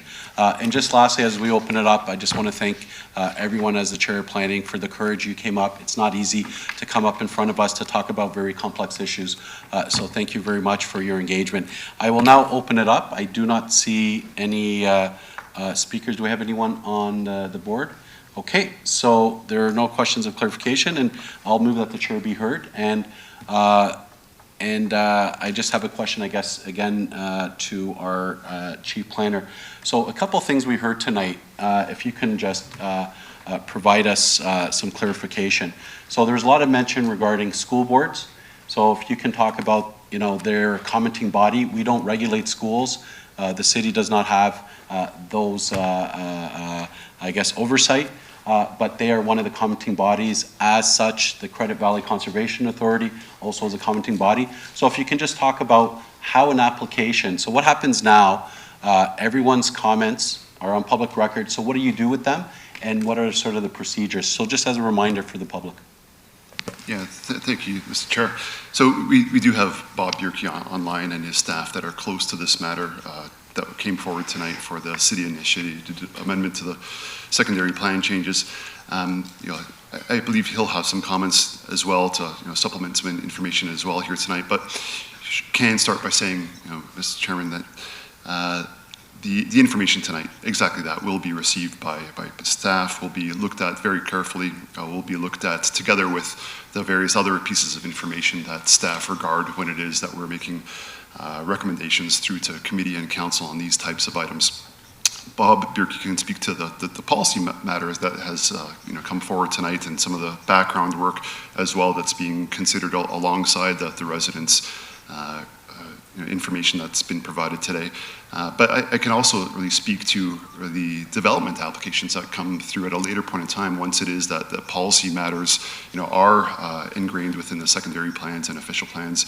There is a fulsome set of technical work that every property owner that's looking to develop a property has to put forward alongside their development applications that speak to a wide number of technical elements that range from environmental matters through to school board matters, through to engineering and other urban design types of matters. And so those are always looked at with a high degree of accuracy, in particular from all the expert individuals that we have on city staff as well. And so it's only ever brought forward as a recommendation through to committee and council from staff when it is that all of that matter that due diligence has fully been completed. So I'll offer that to you, Mr. Chair, but we'll also put it through to Bob Bierke for any supplementary information. All right. Thanks, Alan. Through the chair, I think Alan provided a good overview of the way these considerations get handled. And in specific, the amendments have been circulated to the region, and we've had discussions with them about that. We will, following the public meeting tonight, be continuing to work with the Peel School Board on what the implications are and how they might be addressed through their process. The Conservation Authority as well. And as Alan indicated, for each of the development applications coming forward, even with the policies in place, there's a substantial amount of additional studies that would need to be provided. Also looking that any of the height and the density that they've got proposed would fit with the area and be consistent with the adjacent properties and appropriate transitions and those sorts of things. I think I just emphasize this is, in many respects, the beginning of the next part of the process, where we, will take all of the information that's been provided tonight, as well as anything that comes in, over the next while. We may be going out and having some additional consultation with the neighborhood. We'll look at what opportunities there are to refine the information we have and bring forward something in a recommendation report that will reflect the findings from that additional work. Okay, thank you very much. So I think that was just to provide some clarity in case some tonight go home and have some thoughts or some questions or just some understanding. So I don't see any speakers, so I do have a motion moved by Councillor Vicente to receive the delegations, to receive the report, and receive the correspondence as well. Are there any objections? Okay, so the motion carries. So I would ask, as we proceed to our next item, maybe this is an opportunity, City Clerk, it's 8:55. I would suggest a break till 9:10, a 15-minute break, and that provides an opportunity for everyone to leave, and then we can sort of recompose ourselves and get ready for the next part of the agenda. Okay, thank you very much. It's 8:55 and reconvene at 9:10.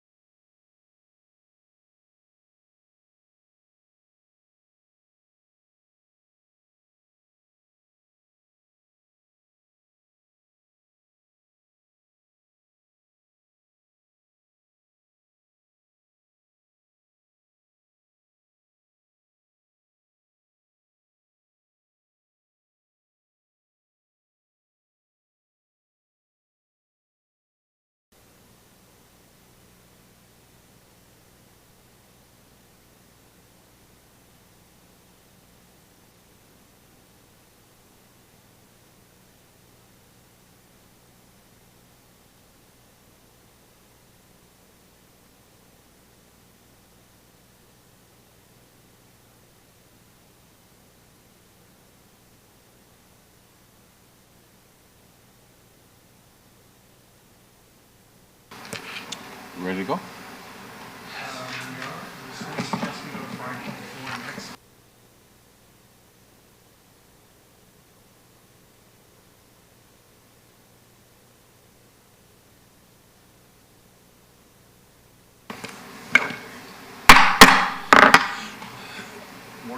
Do we have quorum?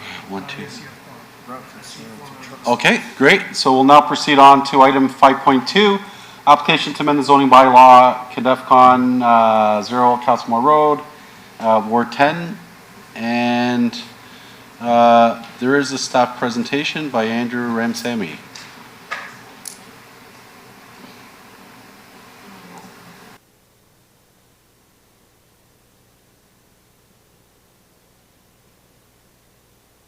Thank you, Mr. Chair, and hello, members of the committee and members of the public here with us tonight. My name is Andrew Ramsamy, and I'm the planner assigned to process and review the subject application. The purpose of this public meeting is to provide information to the public and seek feedback on the application filed by 2820453 Ontario Inc. and CADEFCON Limited. As we get started, I'd just like to make note of an administrative error with a public mail-out letter that described the proposal as a temporary zoning bylaw amendment for 3 years. To clarify, this application is a full zoning bylaw amendment. A corrected public notice will be mailed out to area residents for a second public meeting, and the processing of this application and review will proceed to help avoid any delay. Next slide, please. The subject property is located in Ward 10 at 0 Old Castlemore Road in the east part of Brampton. The nearest major intersection is Clarkway Drive and Castlemore Road, and the property is located on the north side of Old Castlemore between Clarkway Drive and Highway 50. Next slide, please. Surrounding land uses include agricultural land to the north and northwest are lands part of Block Plan Area 47-1, proposed for residential uses as part of application OZS 2021-0060. To the east are agricultural lands and single detached residential dwelling. To the south are more agricultural lands proposed for future employment and commercial uses as part of application OZS 2020-0010. And to the west, there's Rainbow Creek Natural Heritage System. Beyond the Natural Heritage System are lands proposed for residential uses as part of OZS 2021-0050, located in Block 47-1. Next slide, please. The applicant's development proposal is for a zoning bylaw amendment to a site-specific industrial 2 zone, floodplain, and open space zone to facilitate the development of an industrial building of approximately 2,415 square meters, which will also be approximately 11 meters in height, and will have 27 car parking spaces and approximately 49 trailer parking spaces. The proposed development will also be subject to site plan approval. Next slide, please. The official plan designates the property for industrial, open space, and special study area on Schedule A of the official plan. The industrial designation permits light to heavy industrial uses such as manufacturing, processing, repair, and service, warehousing, and distribution. The open space designation indicates major open space features. These features include public and private open space, valleylands, water course corridors, wetlands, and woodlands, in this case being Rainbow Creek. An amendment to the official plan is not required. Next slide. The secondary plan designates the property for logistics, warehouse, and transportation, as well as valleyland. Lands designated logistic, warehouse, transportation permit uses that include prestige industrial uses and those listed in section 5.3.7 of the secondary plan. Outdoor storage of goods and materials will be permitted subject to the location and screening criteria contained within the implementing bylaw. An amendment to the secondary plan is not required. Next slide. The current zoning for the property is agricultural. This zone permits agricultural uses as defined in section 5 of this bylaw, as well as non-agricultural uses such as single detached dwellings and group homes. An amendment to the zoning bylaw to the designation of Industrial 2, site-specific, floodplain, and open space is proposed. Next slide. The applicant proposes to amend the zoning bylaw from the current agricultural zone to a site-specific Industrial 2 zone, open space, and floodplain zone. The graphic on the slide illustrates the extent of each proposed designation, as the Industrial 2 zone is bordered by floodplain to the west, with an open space area on the north side of the proposed industrial aspect of the development. The industrial designation proposes to permit a number of industrial uses, including but not limited to a warehouse, non-obnoxious industrial uses involved in the manufacture and storage of goods and materials in the open, storage, repair and rental equipment, and a transportation terminal. For a complete list of proposed uses of the zoning bylaw amendment, please refer to Appendix 8 of the information report. Next slide, please. Prior to finalizing recommendations to Council, the application will be further evaluated for consistency with the Planning Act, provincial policy statement, conformity with the growth plan for the Greater Golden Horseshoe, the Region Appeal Official Plan, and the City of Brampton Official Plan. Next slide, please. At this time, current items under review that will need to be addressed include determining appropriate noise mitigation measures to adjacent land uses, encroachment within the Rainbow Creek corridor, and verification of sustainability score and opportunities to increase the site score. These issues and others that are raised will be addressed in a future recommendation report. Next slide. The next steps in this application are, so we are at the public meeting stage now. The application was deemed complete on March 29th, 2022. Staff will continue the review of the application, including reviewing comments from the public and technical comments. We will advance a final recommendation report to Council for decision. Issues raised will be addressed in the recommendation report. Staff will contact and follow up with those residents who have spoken, written in, or advised of an interest in monitoring this proposal. Next slide, please. The report associated with tonight's meeting is available online.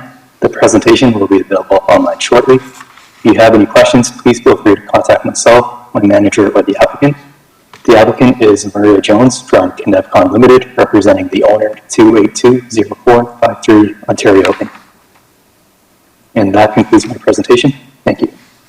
Thank you very much. City Clerk, do we have any delegations? Mr. Chair, we have no delegations, no correspondence. Representatives from CandiFCon are present should there be any questions for clarification. Okay, thank you. Are there any questions from members of the committee? I see none, so I do have a motion moved by Councillor Singh to move the staff presentation. Anyone opposed? I see none. Motion carries. So City Clerk, at your suggestion, should we move to item 5.4 if we have delegations? Yes, Mr. Chair. So 5.4 does have registered delegations, which is the application to amend the official plan and zoning bylaw, Gagnon Walker Dome, Centennial Mall, Brampton, 277 Vauden Street North, Ward 5. And after concluding that item, we can go back and complete the statutory public notice items 5.3, followed by 5.5. Okay, so we'll now proceed to item 5.4, and I will welcome Carmen Caruso from our development planner. Welcome, Carmen.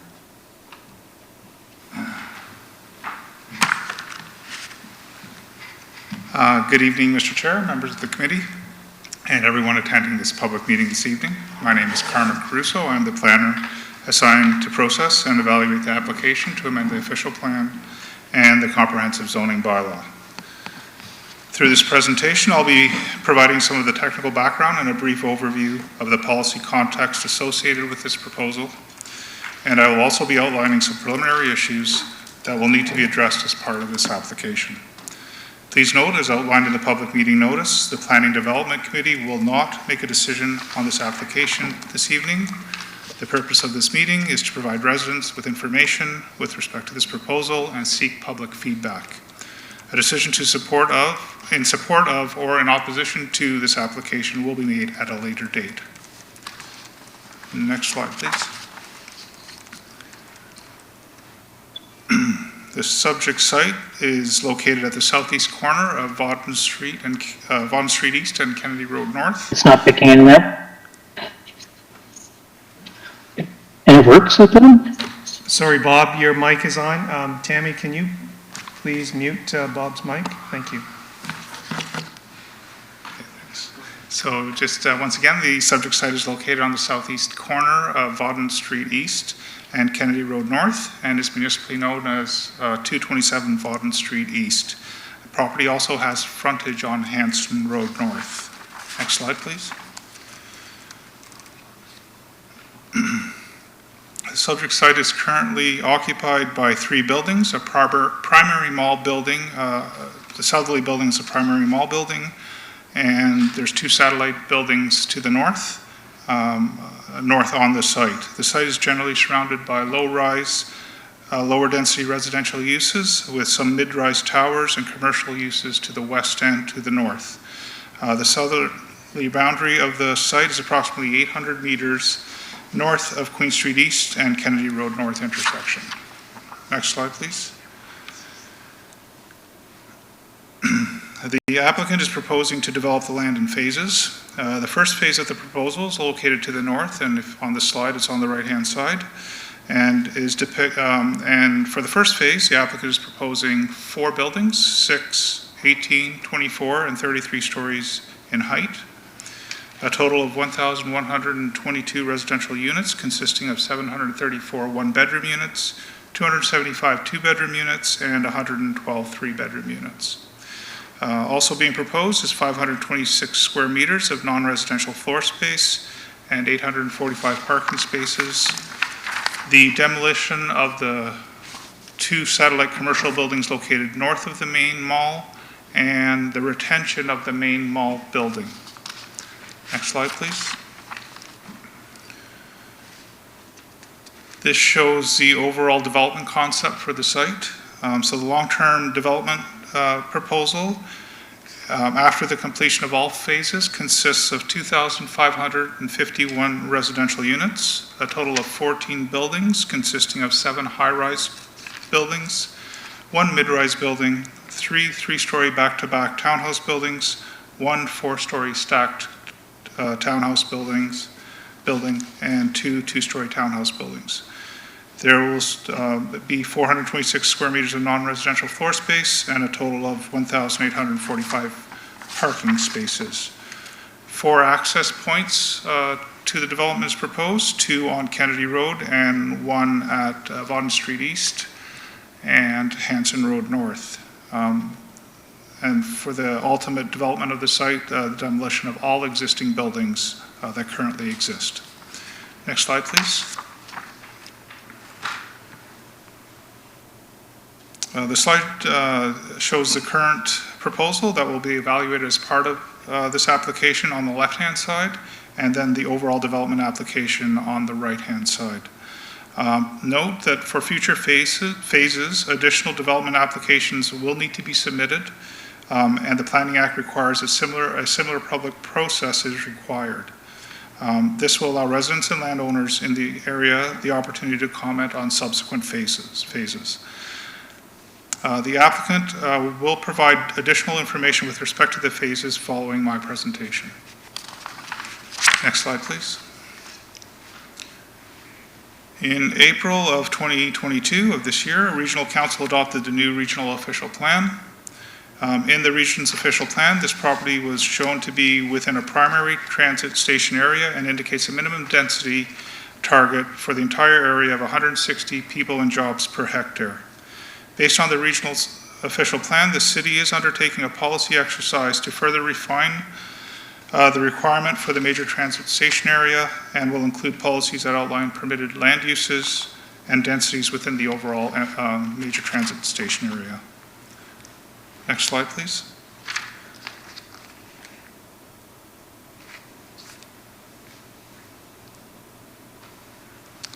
The property is designated residential in the official plan. This designation permits residential uses, including a full range of dwelling types ranging from single detached dwellings to high-rise apartment buildings, and complementary uses such as commercial and institutional uses are also permitted. The official plan retail structure shows that this site is district retail, which is intended to be used for primarily commercial land uses. An amendment to the official plan is required to remove the district retail designation from the site and to extend the intensification corridor designation along Kennedy Road North to Vaughan Street East. Next slide, please.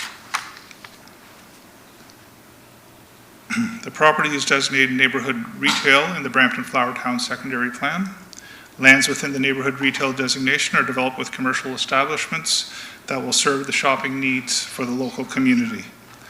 A secondary plan amendment is required to redesignate this site with a high-density residential designation and also to add policies that will guide the long-term development of the site.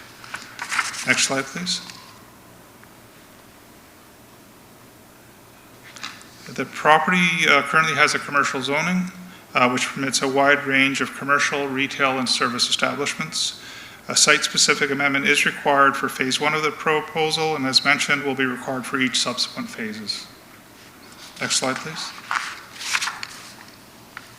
The application will be evaluated against existing provincial and municipal policies, including those found in the Planning Act, the Provincial Policy Statement, the Growth Plan for the Greater Golden Horseshoe, the Region of Peel Official Plan, the City Official Plan, Brampton Flower Town Secondary Plan, as well as the high-level principles of the Brampton 2040 vision.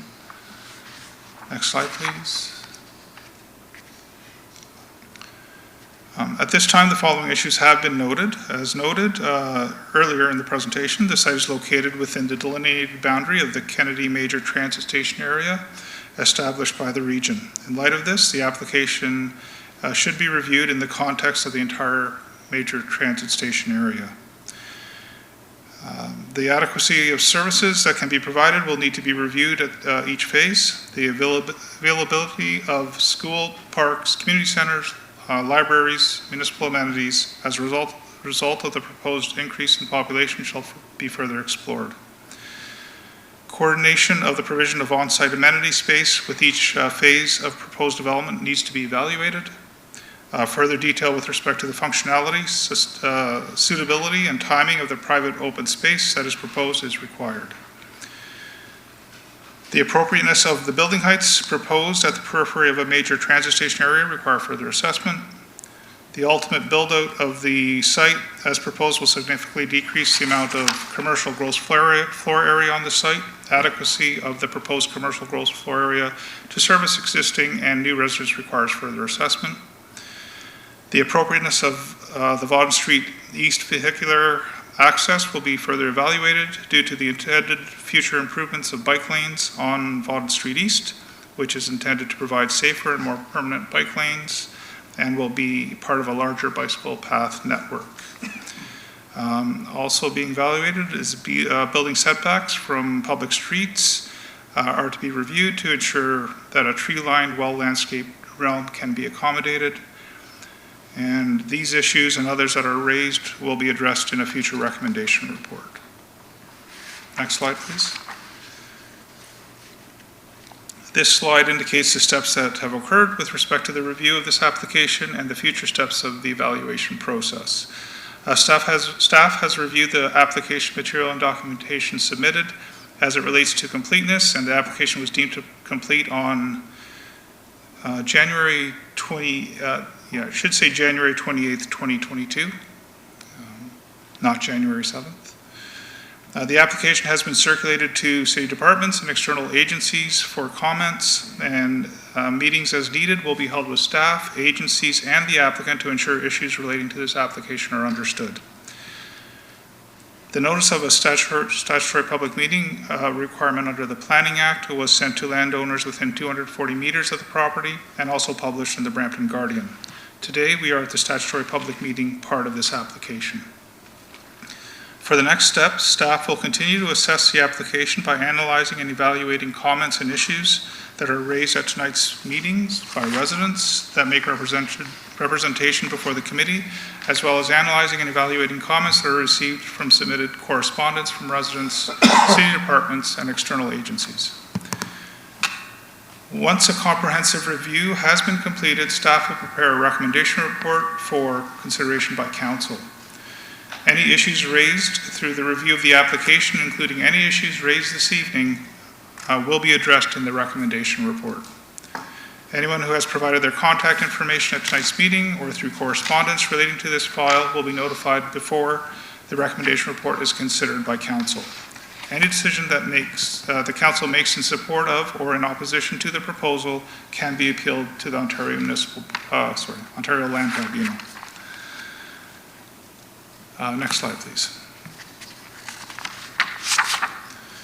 The information report and correspondence associated with tonight's meeting is available online on the City of Brampton website on the City Hall Meetings and Agendas page, and the presentation will be available online shortly. Again, my name is Carmen Crusoe. If you have any questions, please feel free to contact me or the applicant. The contact information is on this slide. Thank you for listening, and this concludes my presentation. Thank you very much. City Clerk, do we have any delegations? Through you, Mr. Chair, yes, we do have 9 registered delegates, of which the first is going to be Richard Domes from Daniel Walker Domes, who is representing the applicant with a presentation on this matter.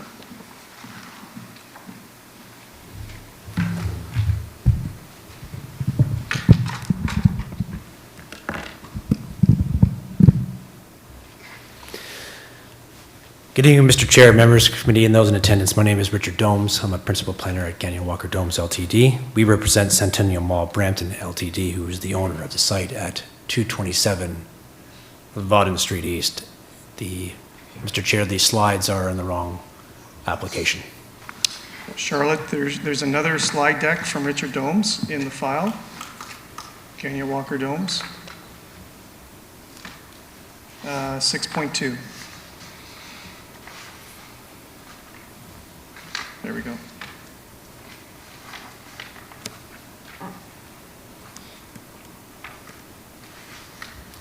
Thank you. Next slide, please.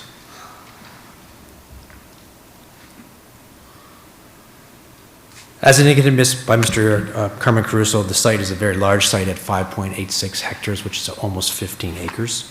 It has frontages on both Kennedy Road North, Vaudin Street East, Hanson Road, and Hanson Road North.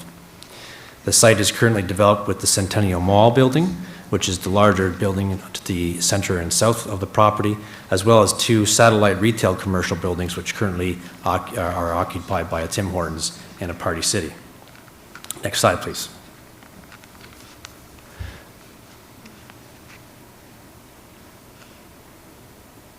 Thank you. The subject site is ideally located from a transportation and transit perspective. Brampton Transit Service exists along Kennedy Road and Vaudin. Zoom BRT service exists along Queen Street East. And the subject site is conveniently located within proximity of the Brampton downtown GO station. Bike lanes are currently located along Vaudin Street East and are planned for Queen Street as well. The active transportation and transit level in the area is conducive to transit-oriented development. Next slide, please.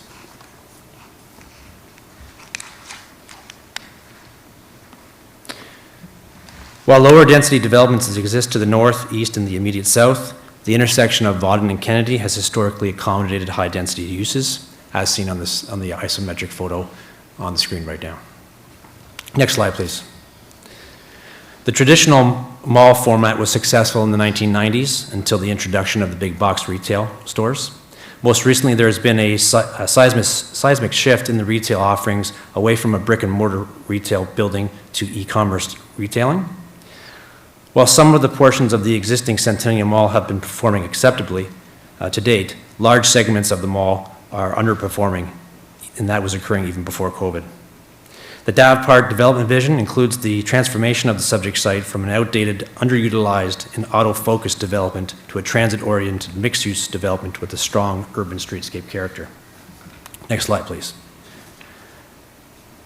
As again noted by Mr. Caruso, the Region Appeal recently approved its own official plan update, which identified the subject site within the limits of the Queen 2 MTSA. MTSAs are strategic growth areas pursuant to the growth plan that are intended to accommodate a significant component of the city's growth, specifically a minimum density of 160 people and jobs per hectare. Next slide, please.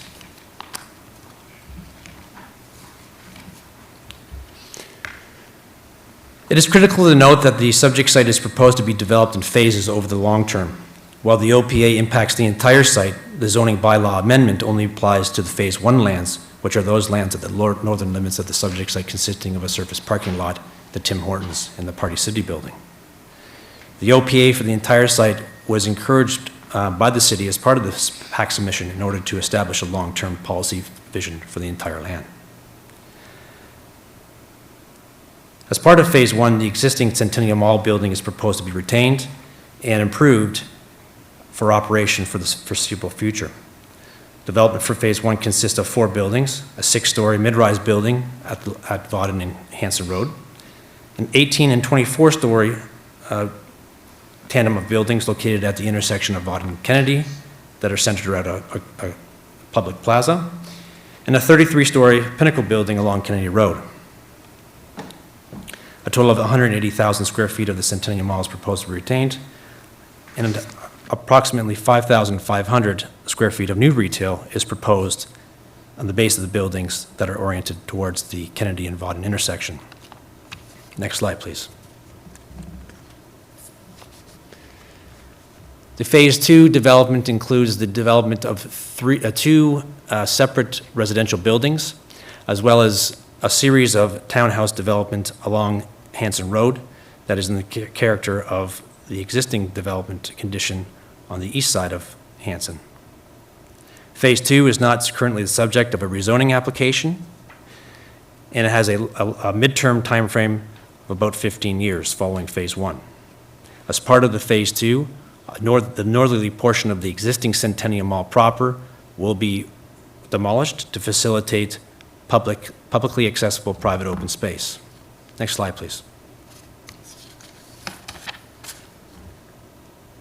Phase 3 shows the long-term vision of the lands. Again, no zoning bylaw amendment has been submitted for the Phase 3 portion, which includes the southerly and the southerly and the southeast portions of the land.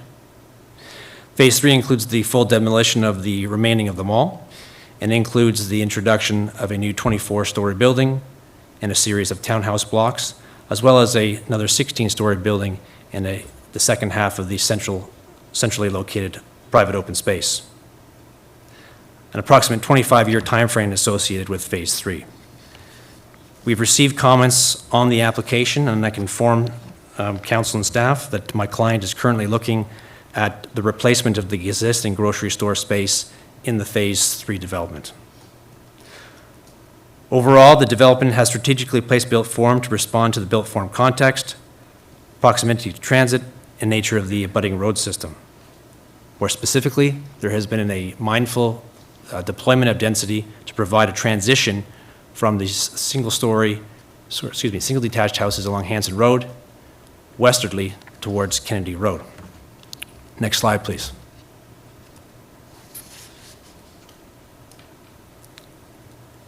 In total, after the ultimate development plan is realized, over 2,000 units will be accommodated on the site for a gross FSI of 3.54.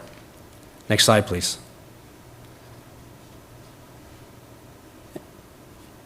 And Mr. Chair and Committee, this last slide shows the various amenity spaces that will be incorporated into the development to complement the off-site public spaces in the city of Brampton.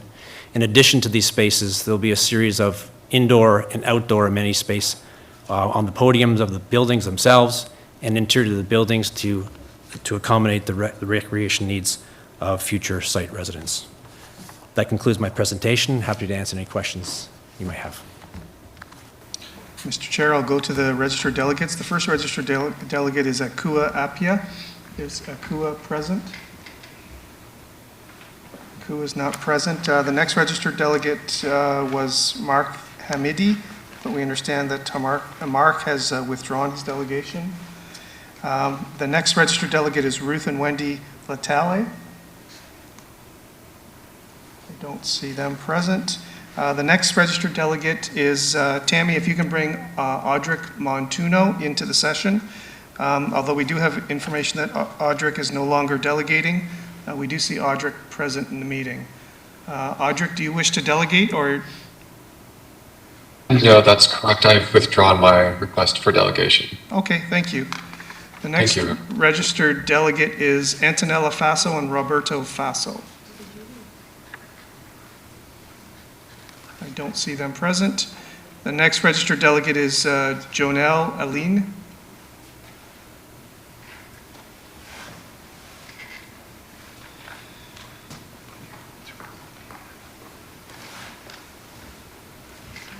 Do I say my name? Oh, that's okay. We have your name. Yeah. Okay. I have a question. Can I ask questions to the gentleman that was just speaking, or this is just, I'm making comments right now? Through you, Mr. Chair. So the purpose is to provide your comments to staff. If it's in the form of questions, it may be questions that staff may be able to answer. The purpose is not to get into a dialogue necessarily back and forth with the applicant. This is an opportunity for the public to provide input. Okay.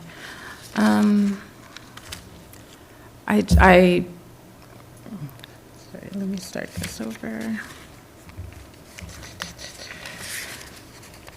Okay. I oppose the way the proposal, what they're planning for the future. It, as it is now, I don't think much studies were done. One of the main things is in the planning justification, page 24, the population density, just looking at the proposal and seeing 33 stories, in total 14 units in 25 years is, I'm not sure how they came up with that. It's a lot. As my daughter says, it looks like a city within a city, and it doesn't look like our makeup of our landscape, you know, of what we have right now. I've been there for 12 years, and I can't even imagine having these towering buildings in the area. I know it does need to be revitalized, but I think that maybe the proposal needs to be just looked over, and something that can fit within the community that we have now, that won't be as, like, what I'm seeing is just,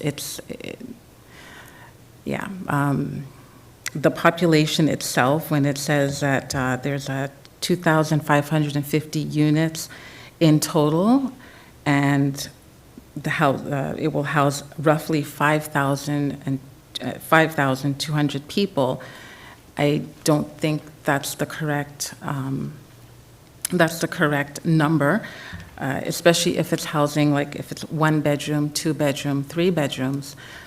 That's a family. So family of, say, 3 or 4 or even 2, we're looking at the population in that area, the condensation in that area, between like 7,000 to 10,000, plus or minus. That's a lot of people in that area. It may seem like a big area, but when you start putting in all the buildings and all the condos and the townhouses, it's not feasible.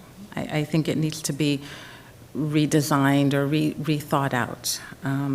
In terms of the traffic impact study, they mentioned the COVID pandemic and working from home, so it won't affect the traffic. But we have a lot of traffic on Kennedy and on Hanson. The traffic, 2 years ago, there was nothing. I used to drive to work and it was like 15 minutes, but now it's like half an hour to get from point A to point B. And especially if the 410, if there's an accident on the 410, then we're backed up. Queen Street is backed up, Kennedy is backed up, Hanson is backed up. You can't get out of your house to get to where you have to get to. So I think when they have the traffic impact study and they're saying that people, not too many people are going back to work, people are doing Zoom, I don't see it in my area. That's not the case. The case is, yes, during COVID, there was no traffic. I still went to work, and then now it's back to normal. It's even worse. So I think if they're going to do the study, probably not do it in the summertime because people are on vacation. So you're not going to get a proper representation of it. And this study was done like in November 2021. So we're like, 2022, it has changed. And lastly, I think just the building heights, when they mention in the urban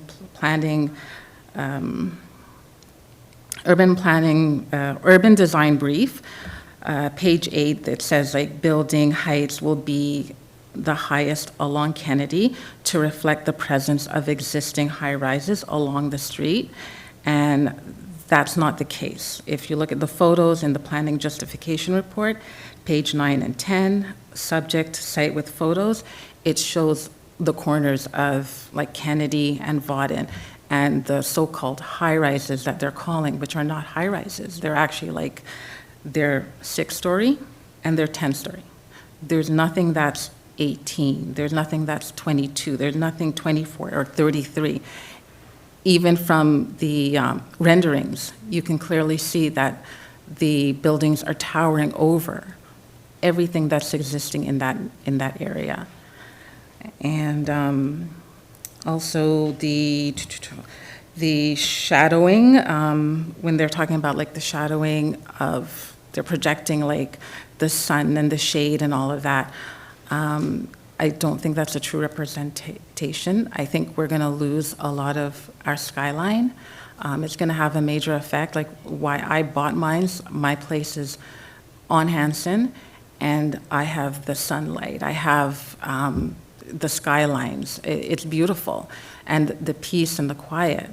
So I do know that we do need revitalization, but I think that it needs to be rethought just to reflect the community that we have and the landscape that's already there.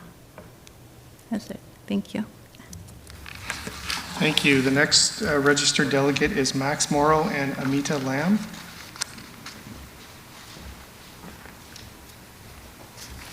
Hi, good evening.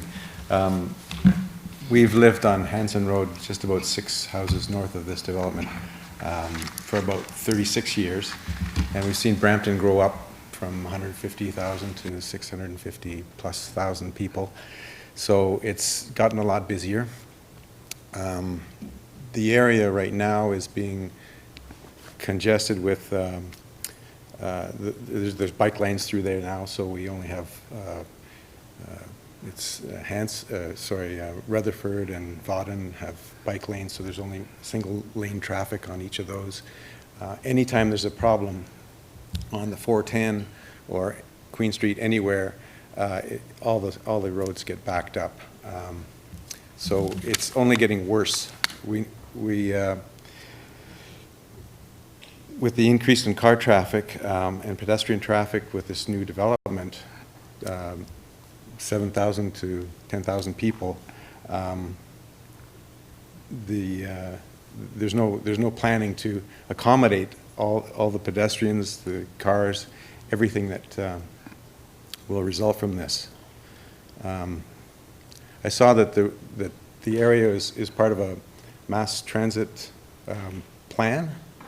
I don't know what, I haven't investigated this plan before, but it's assuming, I suppose, that the traffic will be accommodated without cars. It'll be buses and Zoom and whatever. But I don't see that happening. Right now, the whole area is houses with cars. So that's not going to go away. You still have to accommodate the existing people that are in the area. So with the traffic, the main point, I guess, is that infrastructure has not kept up. And with this development, it will just go in the same direction.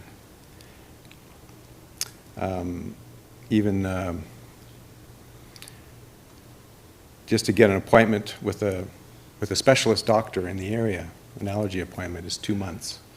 Or physio appointment would be 3 months. 3 months, you know.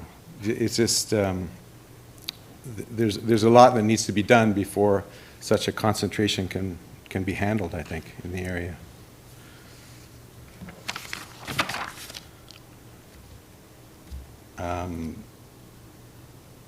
The application has 845 parking spots for, say, 4,500 people, if there's 4 people per unit.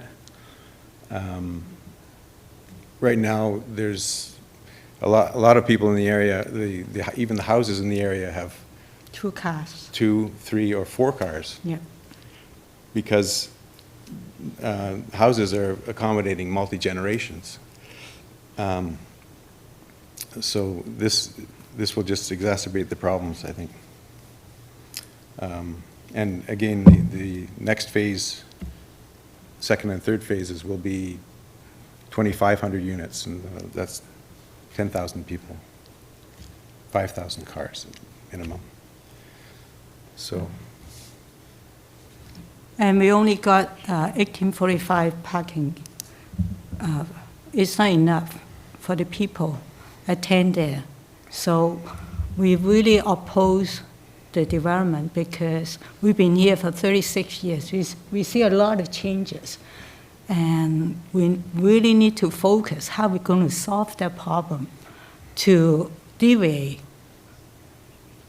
the flow so everybody can be transport from one place to another easily. For example, when I travel to airport, I have to travel every other week. It only takes me 15 minutes, right now more than half an hour. Sometimes even 45 minutes, won't get there. So you miss your plane. Simple as that. So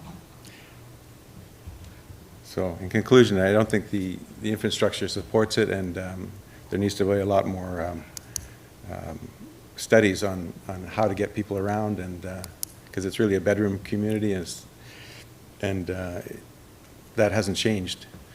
So the problems are just getting worse. yeah, especially hospitals, school, and infrastructure. We really need to consider that. Thank you. Thank you. Thank you. Our next registered speaker is Wendy Bouchard. Wendy's joining us remotely. Wendy, you are in the session. You can unmute your mic and you can have up to 5 minutes to address the committee. Hi there. I live on Hanson, right across from the mall. So I've lived here for over 20 years. And the amount of traffic that has grown on Hanson alone. Now, Hanson's a 2-lane road, not even. I mean, there's no lane designations. There's no lines, there's no nothing, but it's a 2-lane road. And it's not just a matter of the traffic, it's a matter of people speeding, big trucks coming up and down the road. So this road is actually designated as no large trucks. So the trucks that come and service the actual grocery store, they're supposed to enter in off of Vauden and come down Hanson to the entrance, which I'm right across from. They don't. They come from Queen Street all the way up, which they're not supposed to do because that's not the road designation. And now you're talking, there's no way to widen Hanson. Like there's just no way to widen it to accommodate 10,000 new people. And then you've got Vauden. Now Vauden was a 4-lane road, it was great. You've added these bike lanes. It's 2 lanes. There's no way it can be accommodated. There's no way. I see people now driving in the bike lanes because they're frustrated with the fact that they can't get around vehicles or vehicles are stopped to turn. Like it's just not working. And now you want to add the fact that, so if you have an accident on Kennedy Road and it backs up traffic both ways, they come through the mall and go down Hanson or go up to Vauden. So they come through the mall. What are they going to do? Like, the alternate routes just aren't working. And add more people, it's definitely not going to work. Not to mention the fact, so since I've been in this house, I live in what's called a wind tunnel because of where my house is located. In 20 years, I've lost the shingles off my roof 4 times. So you're going to add high-rise buildings that create major wind tunnels. And I've lost my roof 4 times because of a 1 wind tunnel. Add that to the mix, that's not going to work either. I mean, people are going to be losing their shingles left, right, and center. Any windstorm that you get, high rises create wind tunnels. I know that Brampton Mall, or Centennial Mall, needs to be revitalized. I agree. But I don't think putting that much buildings in this small space, you can tell me how many acres it is, but I'm sorry. And then, again, what's it going to do to my house values? Well, this construction's going on for 25 years. I can't sell my house. Well, all this construction, nobody's going to buy my house. Well, you've got construction going on, you've got construction traffic going on. It's just, I'm all for revitalizing that mall, because it really does need it. But I'm sorry, like, you have to re-look at the plan and the infrastructure and the aesthetic. And I guess it's a question, couple of things. So in the letter I got, there was only 2 phases. Now there's a 3rd phase. And the other is, are these condos, are these subsidized housing, are these just for rental? There's a lot of unknowns that will affect the neighborhood. That's all I have to say. I mean, I'm just really opposed to it. Being here for 20 years, I've seen a lot of stuff, but the traffic gets worse and worse every year. And Halloween, guaranteed every year on Halloween, down at Marshall Drive, there's an accident because somebody's speeding up and down the road. People don't pay attention. And this actually, like, there's a school just up the road, and people speed. I've seen people blow past school buses. So, I don't know. I don't know that is the best plan for this location. Thank you for your time. I appreciate it. Thank you, Wendy. And that concludes the registered delegations. Is there anybody else present who wishes to speak, who hasn't spoken already on this item? And Mr. Chair, seeing none, there is correspondence 11.2 on tonight's agenda in regard to this item as well. Okay, Councilor Vicente. Thank you very much, Chair. Thank you very much, Chair. Just a quick question to staff. We often get questions around, and this has been a trend growing lately, around number of units versus number of parking. Can staff provide an explanation on why those ratios tend to be shifting downward and what the advantages may be? So through Mr. Chair, through to Councillor Vicente, what we've generally been finding, and really what we see within planning theory as well, is that as it is that cities are becoming more urban and intensive in nature, in order to try to find more efficient development formats to accommodate population without really expanding development boundaries in rural areas too much to try to ward off sprawling development forms. There is also I think a need generally for the development industry and cities in general to look at ways in which we can accommodate some urban forms, but not really have it result in too overwhelming a situation on the roads and such. There's a real need for cities and development to look at ways in which we can improve then transportation within the city. So really by way of transit is a key way in which everyone really needs to look at understanding better as to really how we can really accommodate better transit service to foster more efficient development, sort of movements of people around the city. The other piece to that, though, is that residents are looking to have less cars. We're hoping that residents will embrace transit, rely less on the automobile. But what we're finding beyond the hopes in those ways is that many younger individuals, millennials and such, they are not gravitating to cars the way our generations have. Overall, we're finding that there's less emphasis with those demographic, to have cars, and they're wanting to buy a unit, and they're not needing a parking space. Developers are understanding this, and they're trying to market towards those individuals as well.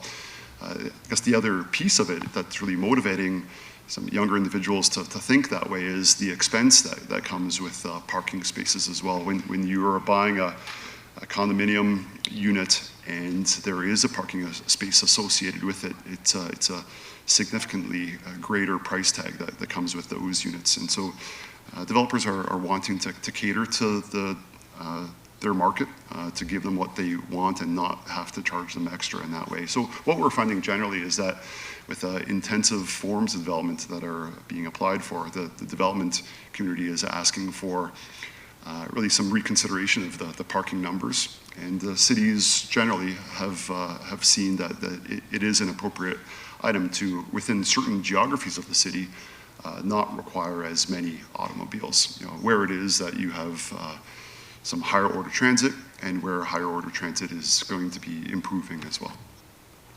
Thank you. Thank you very much, Councillor Vicente. I don't see any further speakers, so I do have a motion moved by Councillor Santos to receive the staff presentation and delegations and correspondence. Is there anyone opposed? I see none. Motion carries. We go down to item 5.3.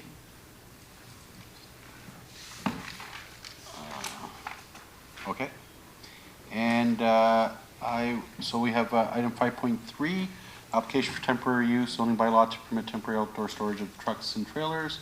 And I will now hand it over to Ala Safi from our planning department in replacement of Amenity Mello. And welcome, Ela. Thank you. So good evening, Mr. Chair, members of the committee, and members of the public.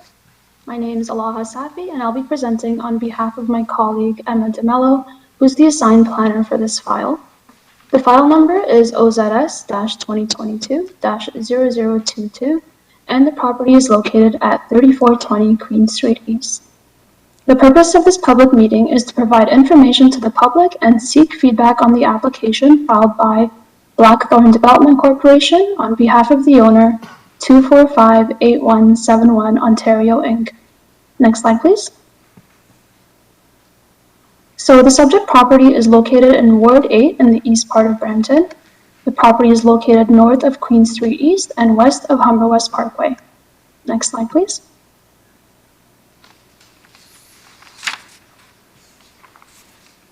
So on this slide, you'll see an aerial view of the subject property in blue and the surrounding land uses. This is your area.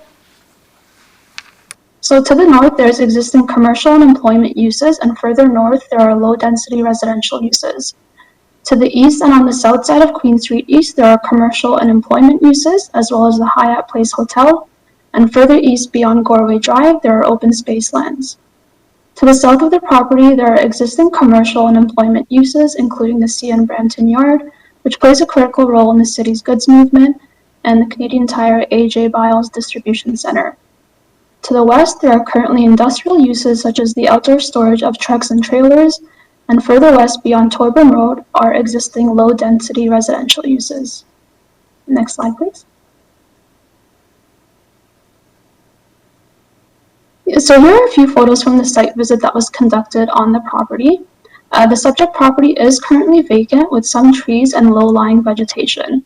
Currently, access to the property is off of Queen Street East by way of a gravel path, and the current proposal contemplates access from Sunpack Boulevard. Next slide, please.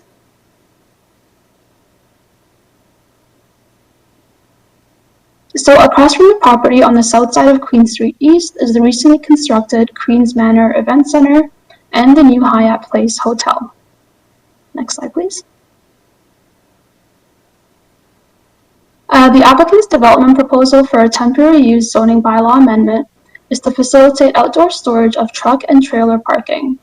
The proposal includes 63 truck parking bays measured at 14 meters by 3.5 meters and 186 trailer parking bays measured at 20 meters by 4.5 meters to permit a total of 249 spaces for truck and trailer parking. The conceptual site plan submitted with the application also contemplates a 9-meter front yard setback from Queen Street East, a 6-meter rear yard setback, a 5-meter exterior yard setback along Sunpack Boulevard, and a 3-meter interior yard setback with access from Sunpack Boulevard. Next slide, please. So the official plan designates the property business corridor. This designation permits a broad range of employment and employment-related uses, and the permitted uses are further refined in the secondary plans into various sub-designations, such as prestige industrial, office, mixed commercial industrial, highway commercial, service commercial, highway and service commercial, and business. An amendment to the official plan is not required to permit the proposed temporary use, as the official plan states in section 5.10 under temporary use bylaws that policies regarding land use designations can be suspended for the purpose of a temporary use bylaw. Next slide, please. The secondary plan designates the property for highway and service commercial uses. The highway and service commercial designation permits uses such as retail warehousing, automobile service stations, gas bars, repair facilities, and sales and leasing establishments, amongst other uses listed in the secondary plan. An amendment to the secondary plan is not required for the application, as the policies regarding land use designation compliance can be suspended for the purpose of a temporary zoning bylaw amendment. Next slide, please. So the current zoning for the property is Service Commercial Special Section 1823. This zone permits commercial uses such as an office, bank, hotel or motel, service station, motor vehicle washing establishment, and banquet hall, amongst other uses. An amendment to the zoning bylaw is required to permit the temporary storage of truck and trailer parking for a period of up to 3 years. Next slide, please. The applicant has submitted a draft zoning bylaw amendment with the application. The table shown on this slide depicts the changes proposed for the temporary use amendment. The location of the truck and trailer parking on the site is shown in the concept plan. The amendment includes the proposed use for the subject property, as well as minimum setbacks, minimum landscaping requirements in the front yard and exterior side yard, and the maximum number of trucks and trailers that may be permitted on the property. Further studies such as the tree evaluation report and stormwater management brief will be submitted at the site plan stage of development, whereby the appropriate landscape buffers and screening will be refined to minimize impacts of truck and trailer parking from the Queen Street East streetscape. Next slide, please. Prior to finalizing recommendations to Council, this application will be further evaluated for consistency with the Planning Act, the Provincial Policy Statement, and conformity with the Growth Plan for the Greater Golden Horseshoe, the Region of Peel Official Plan, the City of Brampton Official Plan, and the Airport Intermodal Secondary Plan, along with the principles of the Brampton 2040 Vision. Next slide, please. At the site plan stage of development, the sustainability score will be improved and refined through the submission of detailed studies such as the tree evaluation report and the stormwater management brief. Furthermore, at the site plan stage of development, technical issues on site, such as the appropriate screening of truck and trailer parking from Queen Street East, will be determined. Next slide, please. So currently we are in the public meeting stage of this proposal. The next steps in this application are that staff will continue to review the application, including reviewing comments from the public and technical comments. Staff will advance a final recommendation report to Council for a decision, and issues raised throughout the review of the application will be addressed in the recommendation report. Staff will also contact and follow up with all those residents who have spoken, written in, or advised of an interest in monitoring this proposal. Next slide, please. So the report associated with tonight's meeting is available online, and the presentation will also be available online shortly.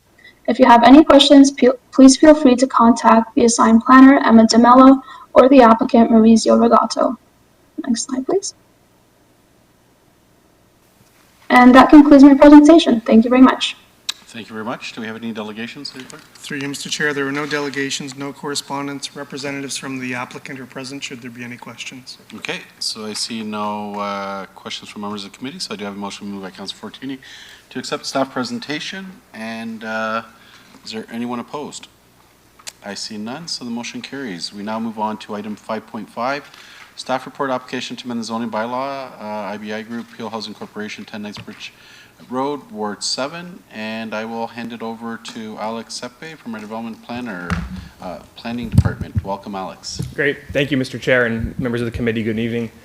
So my name is Alex Sepe. I've been assigned to review and process the above noted application. So it's OZS 2022-0018, located at 10 Knightsbridge Road. So the purpose of this public meeting is to provide information to the public and seek feedback on the application filed by IBI Group on behalf of Peel Housing Corporation. Next slide, please. Thank you. So the subject property is located on the east side of Brampton within Ward 7. The municipal address is 10 Knightsbridge Road, and the nearest major intersection is Bramley Road and Queen Street East. Next slide, please. Great. So the surrounding area context is shown on the screen. To the north is Knightsbridge Park, as well as a childcare facility and a one-story commercial plaza. To the east contains a one-story commercial plaza, 3 high-rise apartment buildings on the east side of King's Cross Road. To the south is Knightsbridge Road, which contains high-rise residential buildings and Knightsbridge Park.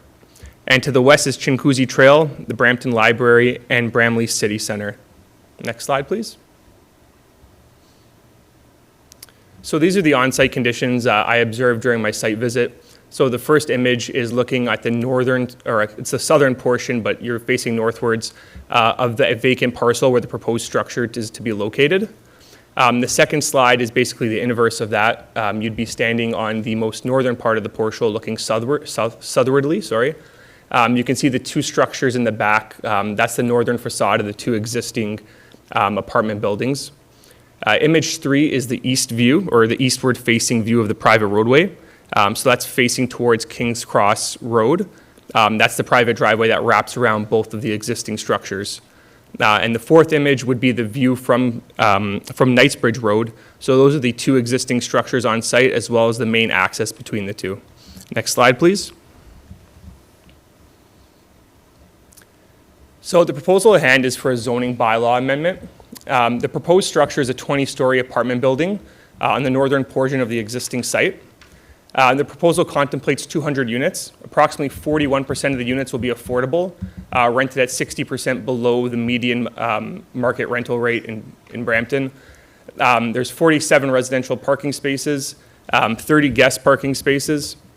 The zoning bylaw amendment, or the existing zoning as of right, is residential apartment A3. It's known as the R4A3 zone. An amendment to the zoning bylaw will be required. The existing special section will be amended to include the following revisions or amendments, such as building height, maximum number of dwelling units, property setbacks, building distances, and parking standards. Next slide, please. So on the screen here is a shot from the Schedule A of the City of Brampton official plan, which is the general land use designations. You can see the property delineated in blue. It's designated as central area. The central area serves as a major location for freestanding or mixed-use development, including a variety of residential uses. An official plan amendment is not required to permit the proposed development. Next slide, please.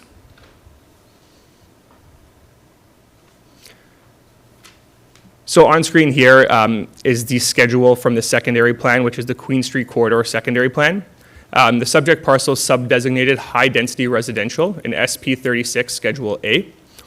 So lands designated high-density residential shall permit a density of 247 units per net residential hectare. It was determined through staff's review that a secondary plan amendment is not required to permit the proposed development. Secondary Plan Policy 5.3.11 states that specific density shall be determined through the development approvals process in accordance with the policies of this plan. Increases beyond permitted densities of this plan shall require a site-specific rezoning application containing supporting rationale and documentation. So therefore, an amendment to the secondary plan is not required to permit the proposed development. Next slide, please. So the existing zoning bylaw is residential apartment A, so known as the R4A3 zone. This zone permits an apartment dwelling and accessory uses, in addition to other permitted uses, tied to other permitted uses. The R43A as of right zoning designation sets limits on the number of dwelling units to 250, interior side yard requirements, minimum distance between buildings, maximum building heights, and minimum lot area per dwelling unit. An amendment to the zoning bylaw is required to permit the proposed development. Next slide, please. So on screen here, this would be the proposed new special section for the R4A zone. The new performance standards are listed on the right side of the chart. Just a few of the highlights. So the new maximum height would be changed from 13 stories to 20 stories. 450 total dwelling units would be now contained on the site, 200 that are currently proposed through the rezoning application. The new minimum lot area per dwelling unit would be decreased to 35 square meters. Minimum distance setbacks between buildings would be 22 meters. Minimum landscape open space would be 46%. Minimum interior side yard setbacks at 6.8 meters. And minimum parking requirement of 0.15 spaces per dwelling unit. Additional variances to the bylaw may be required pending staff's review. Next slide, please. So prior to finalizing recommendations to council, this application will be further evaluated for consistency with the Planning Act, provincial policy statement, conformity with the growth plan for the Greater Golden Horseshoe, the Region Appeal official plan, and the City of Brampton official plan. Next slide, please. So for site-specific considerations, right now this would be the southwest corner, or this views from the southwest corner of Knightsbridge Road and Central Park Drive. Some preliminary issues that staff are reviewing and working on include massing compatibility with the existing and surrounding uses and site parking requirements. Important to note, just related to major transit station areas, on April 28, 2022, Regional Council adopted a new Region Appeal official plan, which is currently awaiting provincial approval. The region's official plan delineates the boundaries of MTSA and sets minimum density targets for MTSAs in Peel Region. Important to note is that this subject property is located within the Central Park Bramley Terminal, which is a primary MTSA. Next slide, please. So this is where we are in the processing of the application. Notice of complete application was provided to the applicant on March 23rd, 2022. Following that, it was circulated to internal departments and external agencies. Staff will continue the review of the application, including reviewing comments from public and technical comments. Following such, we'll advance a final recommendation report to council for a decision. Issues raised will be addressed in the recommendation report. Staff will contact and follow up with those residents who have spoken, written in, or advised an interest in monitoring of this proposal. Next slide, please. So the report and the materials associated will be available online through the link provided. If you have any questions, please feel free to contact me. I'm the development planner on file, Alex Seppi. The applicant's or representative is Amy Shepard from IBI Group, and her information is also displayed on screen. Next slide, please. Okay. And that concludes my presentation. Thank you very much. Thank you very much. Are there any delegations, Senator Clerk? Through you, Mr. Chair, Amy Shepard is present from IBI Group on behalf of the applicant to make a brief presentation. And there are no public delegations, but there is correspondence 11.3 on this item. Okay. So Amy, we're just going to bring up your presentation momentarily.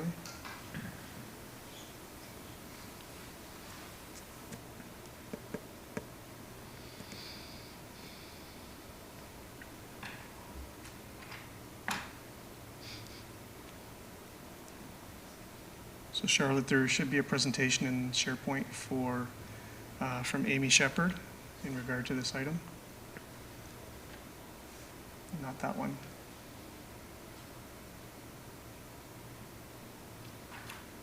6.3.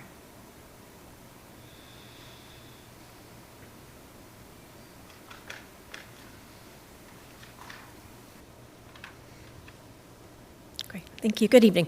My name is Amy Shepard, and I'm a planning consultant with IBI Group, working on behalf of Peel Region and the Peel Housing Corporation on this Knightsbridge proposal.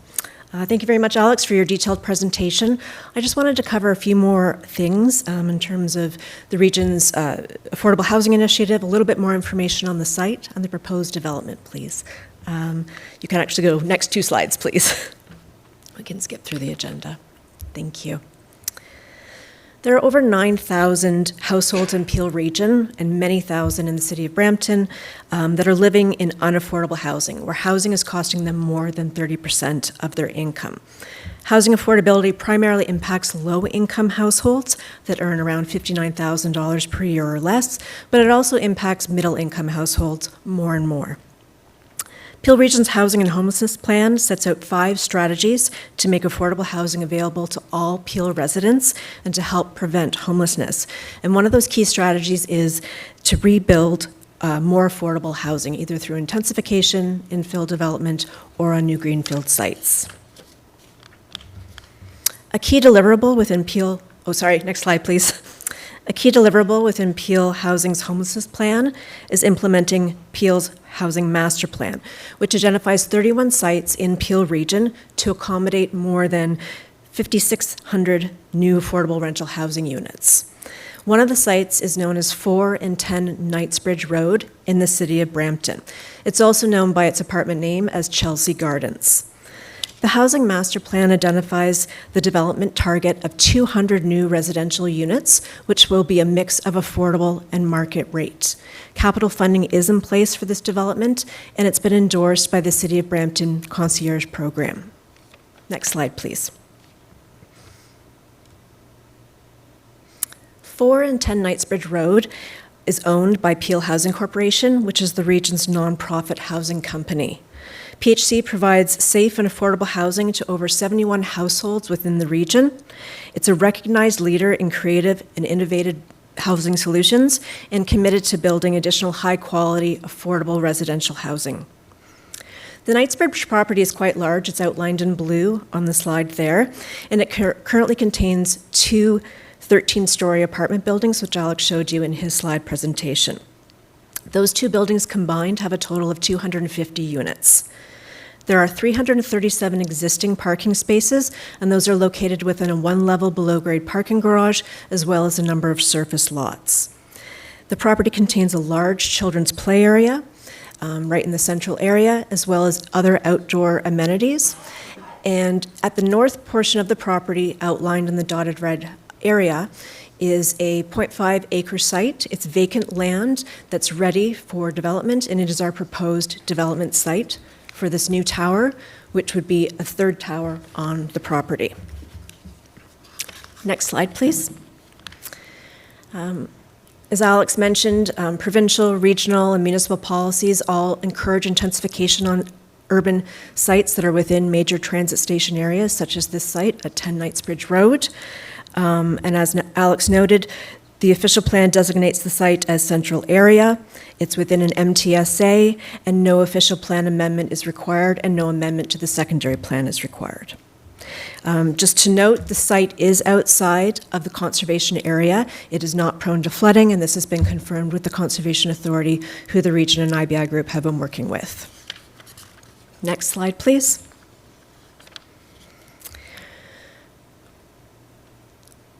The proposed 3rd building for the site is for 20 stories, and it includes a base podium and a 14-story tower. And the base podium is slightly larger than what you might find in some infill developments, given the fact that this PHC building will provide at least 21% barrier-free units, and it's important that those units are somewhat related at the ground level, and that the ground floor also contain amenity space that is contiguous to outdoor amenity space, a site super office area, as well as communal laundry. 41% of the units will have rents that are lower than your typical market rate to ensure affordability for lower income households. The shadow impact study that was submitted along with our rezoning application found that in all seasons, the proposed 20-story building will have very little impact on the adjacent lands. No shadow after mid-morning on the park, which we know is very important, and minimal impact on the lands to the north, the east, and the existing buildings. All those properties will continue to enjoy at least 5 to 6 hours of continuous sunlight. The new building will include its own indoor amenity space for tenants, as well as its own outdoor amenity space, which will be contiguous to the indoor on the north portion of the property. But residents of the building will also have access to that large children's play area that exists, as well as the other outdoor amenity areas. Next slide, please. I just wanted to clarify with our application that while 77 new parking spaces are proposed, residents of this new third tower will also have access to additional parking on this site.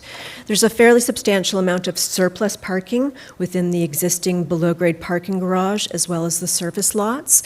So we do anticipate that when all the residents' units are built, and there will be 450 units with the proposed new building, the 333 resident parking spaces, which includes existing parking as well as the proposed, will set out a ratio of almost 0.74 parking spaces per residential unit. This complies with the city's zoning bylaw as the site is located within a downtown area that has no resident parking requirement. It's adequate to meet the residents' needs, and this has been done through surveys indicating the surplus parking that exists and also the changing preferences of new and younger generations that are less oriented on the car, and the fact that we're within a very well-served area in a major transit station area.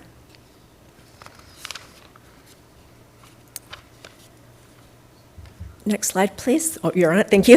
It's critical to PHC, the Peel Housing Corporation, that the parking supply does adequately meet its residents, and therefore it is necessary for some of the additional proposed parking to be located on the surface.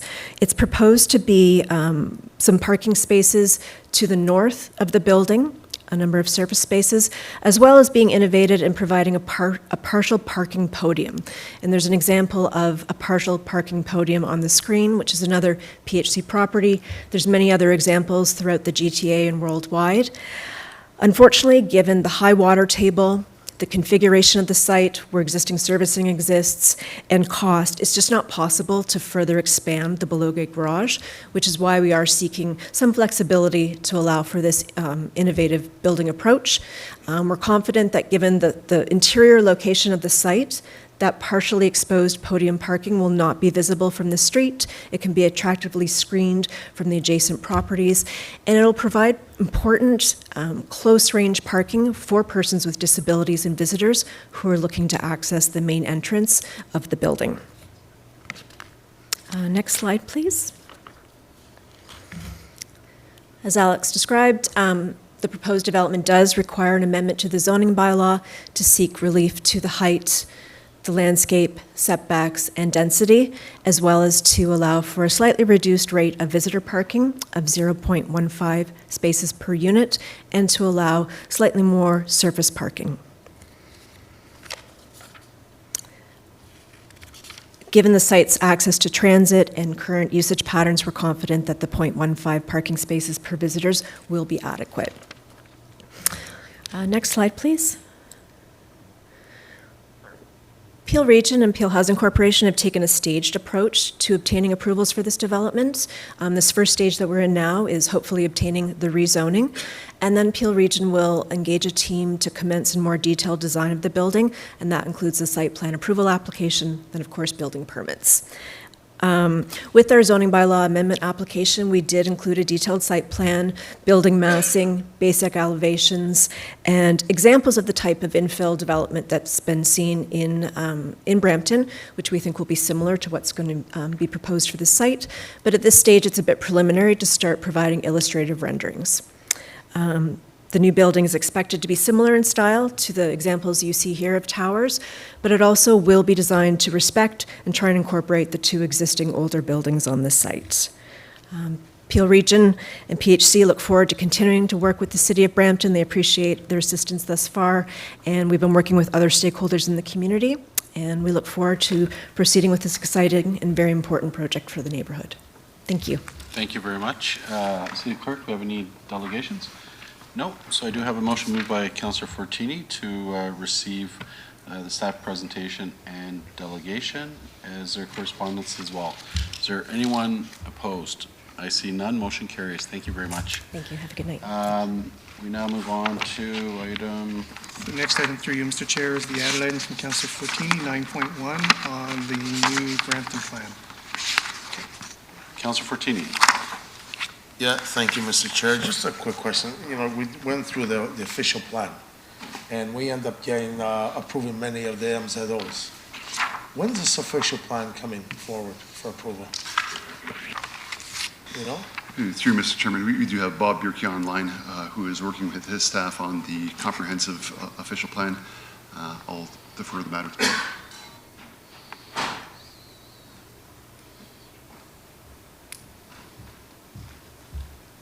Bob. Apologies. Hi, I'm here. Peter, what is the current date? We had the special meeting, I think, has been moved now to the rolled in with the other council meeting. Yes, through you, Mr. Chair. So at this point, I understand from the special meeting of Planning Committee last week and the presentation that the official plan recommendation report will be presented to Council on July 6th, which is a meeting after June 15th. This is the last meeting before the summer break. Okay, thank you, Bob. And you know, I'm seeing that we approved some MZOs, and they don't align with this official plan. So why are we not aligning them when we actually direct the staff on these MZOs? Some are going to be approved probably shortly after these elections, and it doesn't align with official plan. So, Councillor, we could probably talk through the chair that in some of the cases with the MZOs, well, what would be, we can kind of go through the specifics with you. In some cases, the MZOs that council had supported aren't consistent with the region's adopted official plan. And the MZO, of course, should the minister approve it, will take precedence over the official plan. But in our new official plan, we need to comply with PEEL's, the regional plan.